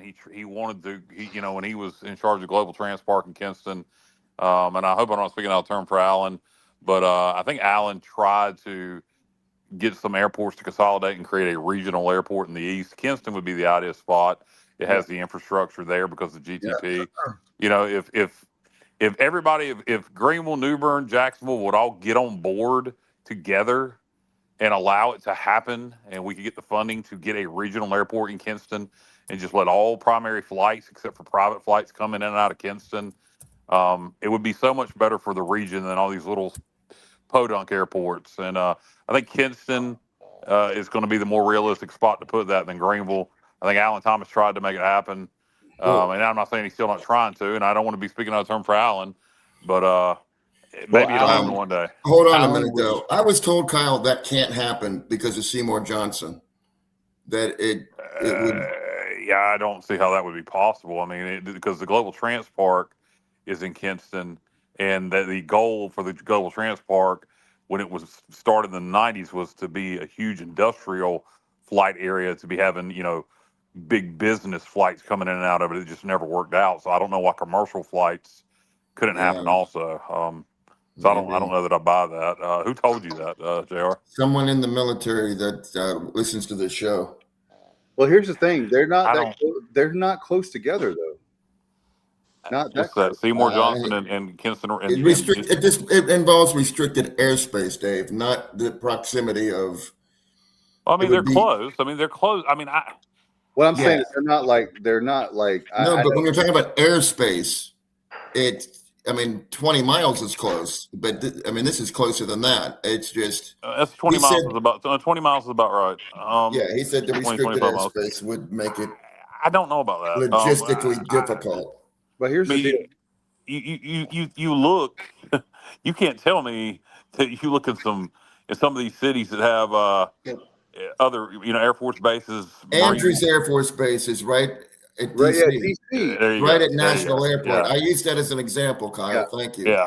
Yeah, that was what I was thinking of. Yeah, I don't think I believe that. You know what, guys? A modernized airport in Eastern North Carolina. If it's Kinston, that's even great. But you're going to attract more businesses, and guess what? Your enrollment at ECU is going to go up, and you're going to get out-of-state tuition, which is fantastic. For it to be in Greenville, Matt, they would have to build a whole new airport. Where in Kinston, it's already there. All you have to do is expand. Yeah. The terminal. Yeah, you see the runways are even there. I mean, you just need Yeah. the terminals. I think it would be the best thing in the world for Greenville and East Carolina, and I can't believe they haven't done it yet. It actually shocks me, guys. I think it's got a lot to do with a lot of political stuff. A lot of political stuff, and a lot of little towns wanting to hold on to a little bit of money for their little bitty pissy ass airports. You think about it. Raleigh Durham Airport, RDU, was, even when I was growing up, was not anywhere close to what it is now. But because of Research Triangle Park. Well, think of how much it would create. Not only would it help ECU, think how much it would create tourism for New Bern and the Crystal Coast down to Moorhead, Atlantic Beach. If you had a regional airport, it would help Jacksonville, the city of Jacksonville, which keeps growing and growing. Now Wilmington has a bigger airport, and you can fly into Wilmington if you got business to do in Jacksonville.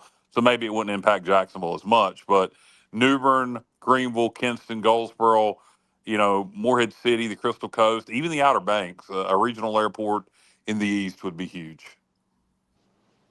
No doubt about it. And they have you guys know the job, but they have a small airport now in Wilmington that's taking flights from the Northeast, but that's even 2.5 hours from. Yeah, you're better off flying to Raleigh. Raleigh, Greenville's closer. Yeah, though I use the Wilmington example for Jacksonville, but still, even Jacksonville would benefit from having an airport in this area. Yeah, and that would help. And guys, that would also help overall, I think, with the whole idea for the transport. With, yes, you have your commercial flights, right? But also, Matt, when you're talking about businesses, I remember, for example, FedEx. They had a FedEx hub they were trying to get at the transport, and they ended up going into Greensboro. That was probably 2025, a long time ago, 20 years ago. Yeah. But things like that, it just takes that one FedEx. It takes that one, company along. I think the missing element, Kyle's right, and Matt, is that we need commercial flights out of there, and that will help bring businesses around that airport. Yeah, at one time there was a daily flight from Kinston to Atlanta. That stopped years ago. That used to be a thing. I mean, we just need it. If you could. If you could just convince everybody to come together in the East and turn that Global Trans Park into a regional airport, and you could do something, it would benefit ECU greatly. Hey Matt, I'm on the phone right now with a CEO from Spirit Airlines. Maybe we can get them down there to Kinston. Okay. Hey, well, Dave. I'll tell you what, guys, you guys are gonna love this. So you know how when you go on these flights and they'll try to make you get a credit card, like a Spirit Airlines credit card. Oh, right, yeah.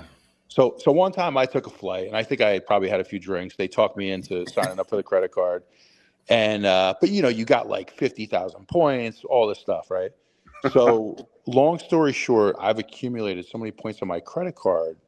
I have like 5 free Spirit Airlines flights, and guess what happened? They went out of freaking business. And so now I have nothing. Thank you, Spirit Airlines. You're in good spirits. You have a great story. What are you going to do? I mean, what are you going to do? Matt, what is the best? So those of us that want to have the New Haven pizza, what's the best airline that we can get up there? Is one of the is it like Breeze or one of those that fly into your neck of the woods?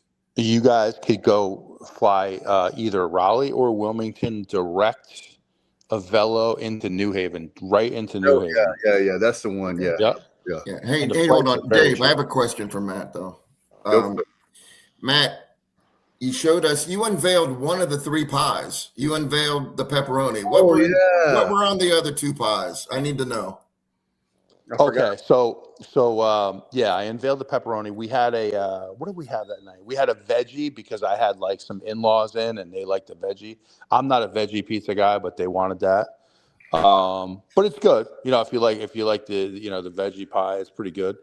And then we had, I'm trying to think, what was the third one we had that night? I think it was sausage. Was it sausage? Or it might have just been just cheese, just straight up cheese pizza. And but you can't go wrong with any of them. JR. Okay. It was worth the trip. And what was your total like travel time to pick up those 3 pies? So it's about a half hour from my house. Yeah. Okay. Yeah, Chase had a game in New Haven that night, so I scooped it up on the way home. So it was perfect. Yeah. But we that night was from a place called Modern Pizza, which like if you check all the Portnoy, like Dave Portnoy does all the rankings and all that stuff. He's a pizza dude. One bite, everybody knows the rules, and then proceeds to take 150 bites. Modern Pizza, you'll see like they're always in the top 5 for like just about every ranking. So that's a good one for sure. It wasn't Mystic Pizza wasn't that Connecticut, or is that another state? Yes, it was. You're right. What is that all about, Matt? It's Julia Roberts. Yeah, there was a movie right back in the day. Yeah, Julia Roberts. I've had that pizza on the before. I've had that place. It's okay. It's good. It's solid, but it's not like I wouldn't put it like in my top 20. You know what I mean? I got you. Okay. But even a bad Connecticut pie is better than most, probably. Right? Better than most, yeah. It's a thin crust here. Yeah. It's a thinner pie and the cracker thin crust. Yeah, I mean it's you could eat like a whole pie yourself. And And what about the speaking of, we're talking about Chicago for Northwestern, man, their deep dish. I can't wait to try it. You're big fan of Chicago style pizza. I also like Detroit style pizza. I'm a big thin crust guy, so I look forward to that. I like thin crust too. And I don't mind the in between's my least, but New York style. In Eastern North Carolina, the best pizza you're going to get is going to be New York style. There are some decent New York style places. Sugar Hill and Kinston isn't bad. Brooklyn and Goldsboro is pretty good. I tell you what, Matt, next time you come here, there's a really good pizza place in Greenville. It's more kind of artisan style pizza called we ate there. Luna, yeah. I'm a big fan of them. Been there several times. Actually, when they were Dave and JR one time. Yeah, Luna's got really good pizza. By the way, Matt, have you ever had Marabella's in Greenville? Yeah, it's very good. I don't think so. I hadn't had it in a while, but they have one in Washington too. But Marabella's pizza is definitely New York. But you know what, Dave? You know what I like about Marabella's is I like Sicilian pizza, which is hard to find down here. It's different than like the deep dish. Matt, you've had Sicilian pizza, I'm sure. It's the thick slices. Yeah. It's sliced square, isn't it? Like the square, thick slices. Yeah. And Marabella's is the only place down here I can find that's like close to that. Oh, really? Nice. I need to try it, man. Matt, you have to try it. They've won. Johnny, I know that I don't want to speak out of turn, but they've won numerous awards for their pizza. Okay, I'll try it the next. Yeah, Matt's one of those. If I'm Matt and I'm coming to Eastern North Carolina, I'm not looking for pizza. I'm looking for barbecue, and stuff like that. Hey, Matt, next time you come this way, you want to try some really good barbecue, and you want to go, if you don't mind driving a little ways, go up to Edenton, to Old Colony Smokehouse, and you'll be glad you did. Oh man, that's the thing. Like you can't get good barbecue here, really. It's not just Eastern North Carolina whole hog barbecue. They do ribs, they do brisket, they make their own sausage. They do a little of everything. They're very good. They're very creative in what they. By the way, Matt, I don't know if you like oysters, but we have Sunnyside Oyster Bar here that's very good. Or if you're looking for a steak here in the Williamston area, Deadwood is a great. It's like Deadwood, South Dakota. It's a very cool place. But Sunnyside's not on the water, correct? It is not. No. See, I feel like if I'm going to have oysters, it's going to be on the. I want to be on the water. I want to thank Matt. I want to thank Matt. Matt would have a great time up at the Outer Banks. Fish Heads. On the old Nag's Head fishing pier. Is built on the old pier, Matt. They got a simple menu of fish, shrimp, burgers, cold beer, and live music. Very good place. You literally are sitting on the pier eating. I mean, people might be. There's a certain part of the pier you can still fish. You can still fish on, but you can fish. I'll send you some pictures from Fish Heads. It really, when the water's just right, it looks like you're in Bermuda or somewhere. It's beautiful, yeah. Wow. And that is one of my favorite places on earth. I spent time there, and any chance I can drive out to the Outer Banks, you better believe I'm going to be there. You can From my house, it's an hour and a half each way. It's a day trip for sure. But Matt, you got to try Sunnyside, and you have to try Deadwood. We'll have Matt here for a couple weeks, just trying out places, and you can do reviews and get a YouTube channel and everything. Nice. Well, I'll tell you guys this. One thing that's is starting to pop up at a lot of the pizza places up here is honey sriracha. Yeah, the hot honey.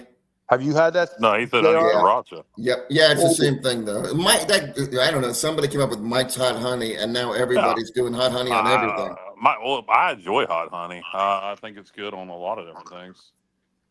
Oh man, they do it on a pepperoni here, on a pepperoni pie. The honey sriracha with a little red pepper, delicious. If you like a little heat, if you like a little spice, like it's a little kick, right? It's not real hot, but a little kick, right? A little kick. Yeah, no, it's not hot. It's not real hot, but it's got a little kick, and it's damn good. Yep.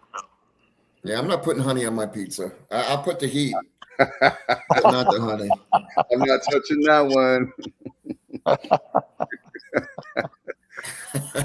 Yeah, Matt. So we definitely can't wait for you to come down here, and it's going to be a great time. And we're going to have to find. By the way, Justin says if you come down, he's going to put you in his suite. So we're going in the suite. All right. That sounds good. It's time for Justin to actually put somebody in that suite. Because I went to the spring game because Justin's like, come on, we're going to have bourbon. We got this, we got that. And I went to the spring game and I texted him. I didn't get in that suite. So until he actually lets somebody in that suite, he's got to quit throwing that out there. Okay. I'm going to tell him that. I'll tell him that tomorrow if I see him. We'll tell him on the group chat or whatever. But anyway, Matt, we're looking forward to the football season. I'll tell you what, this is going to be the best season we've had in a long, long time. This might be your generational kind of season. I feel, I'm not ready to say all that. All this has got to come together first. But I think the potential's there with the schedule for that to happen if the offense comes together. Yeah, I mean, we can have injuries, a whole bunch of things happen, but it's not injuries. We have no idea it's going to get. It may not come together. It may not. The guy may suck at calling plays. He's only done it one game. So I mean, Mensa can take over calling plays then. I mean, for saying it's going to be a generational season. Let me tell you something. I'll put money him against Scotty Montgomery any day on calling plays. Okay, I'll take. I mean, hey, Dave, can I follow up on something you said earlier? Yeah, go ahead. Okay, so I'm with you 1,000% that I am praying for an American Conference Championship game in Greenville because I feel like this may be our last chance to do it because if they do this playoff expansion, the conference championship games are probably going to fall by the wayside. And man, that would be. I mean, Matt, how huge would that be hosting a conference championship game? Oh, it would be awesome. It would be awesome. And I agree. I think you're not going to see conference championship games much longer. And you look for some of these conferences, it's kind of a no-win situation. Obviously, it would be great for ECU, especially having in Greenville. But you look from like an SEC perspective, your top two teams in that championship are most likely going to be in the Final Four when it's all said and done. Do you want to play that extra game? Is it meaningful? I don't know. I don't. Conference championships don't really. You don't have to do this anymore. I'd be okay. If they had to go away from that, I'd be okay. But one thing I am firmly opposed to expanding to 24. I think that's way too many teams. By the way, Matt, they were Brett McMurphy was with the conference commissioners, and apparently there was a good number. They wanted to go up to 24. There was one, he said, he didn't name obviously the names, but one wants to keep it the same. One was going up to 16. One was at 20. Every single one of them, though, said even the person, the commissioner that was keeping it the same, admitted that that we have to increase the number of teams. What do you guys think is the magic number? 4, and let's go back to bowl games. I won't tell you what I'll tell you what I think is going to happen. I think they're going to go to 24. I think there's going to be one or two group of 5 schools allowed in it, and a group of 6, I'm sorry, with the Pac-12 returning. And then I think there's going to be a second 2014 playoff for the other best group of 6 schools.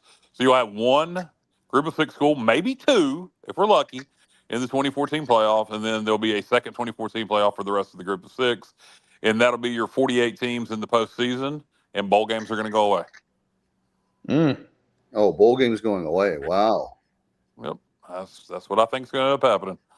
How would you guys feel about, and I know you don't like soccer, but taking where the teams what's it called when, like, let's say a NC State's having a bad year, we have a good year, so relegation. Relegation, yeah. Would you guys be for that? That'd be great, but that's never going to happen. I know. I just wanted to see how you. I love that. We win the American. NC State finishes 8th in the ACC. We take their spot. That'd be great, but relegation's not going to happen.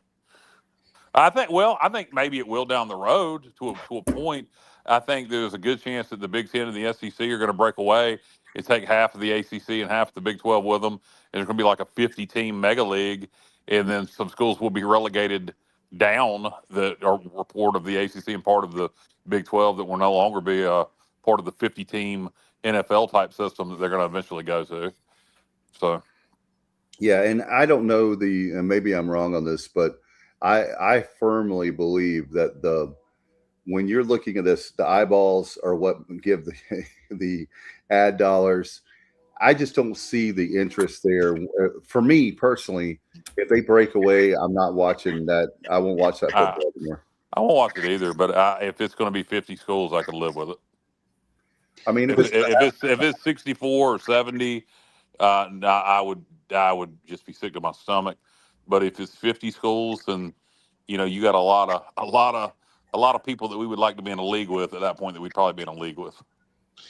Would there be crossover games at all, or no? Or does that? I think in that scenario, no. I think those 50 play those 50, and that's it. That's it. And that's crap. That's absolutely crap. And I think, but the good news is, I think you'd have an NC State and a Boston College and maybe a Georgia Tech,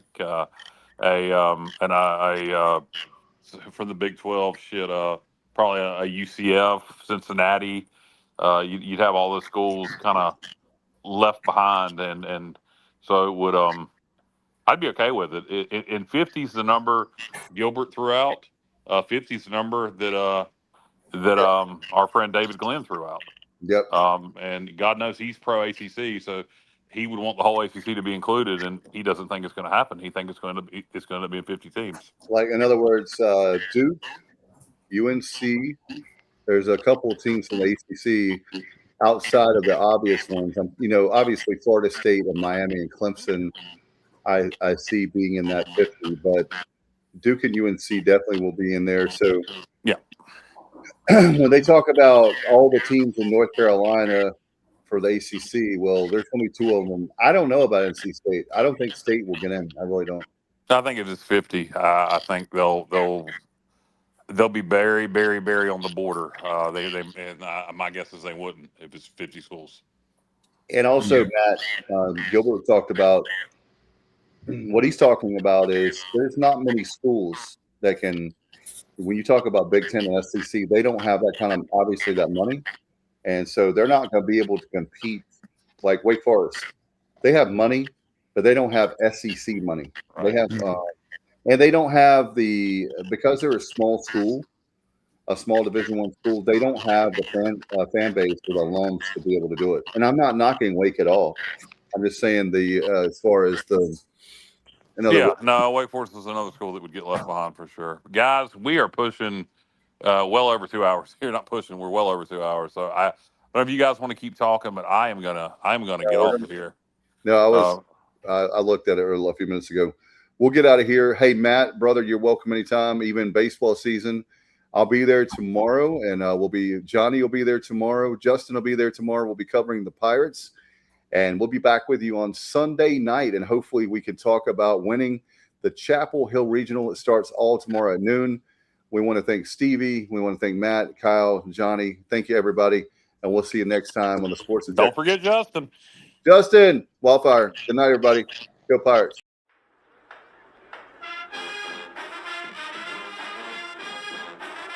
You're watching the Sports Objective, the podcast for Pirates.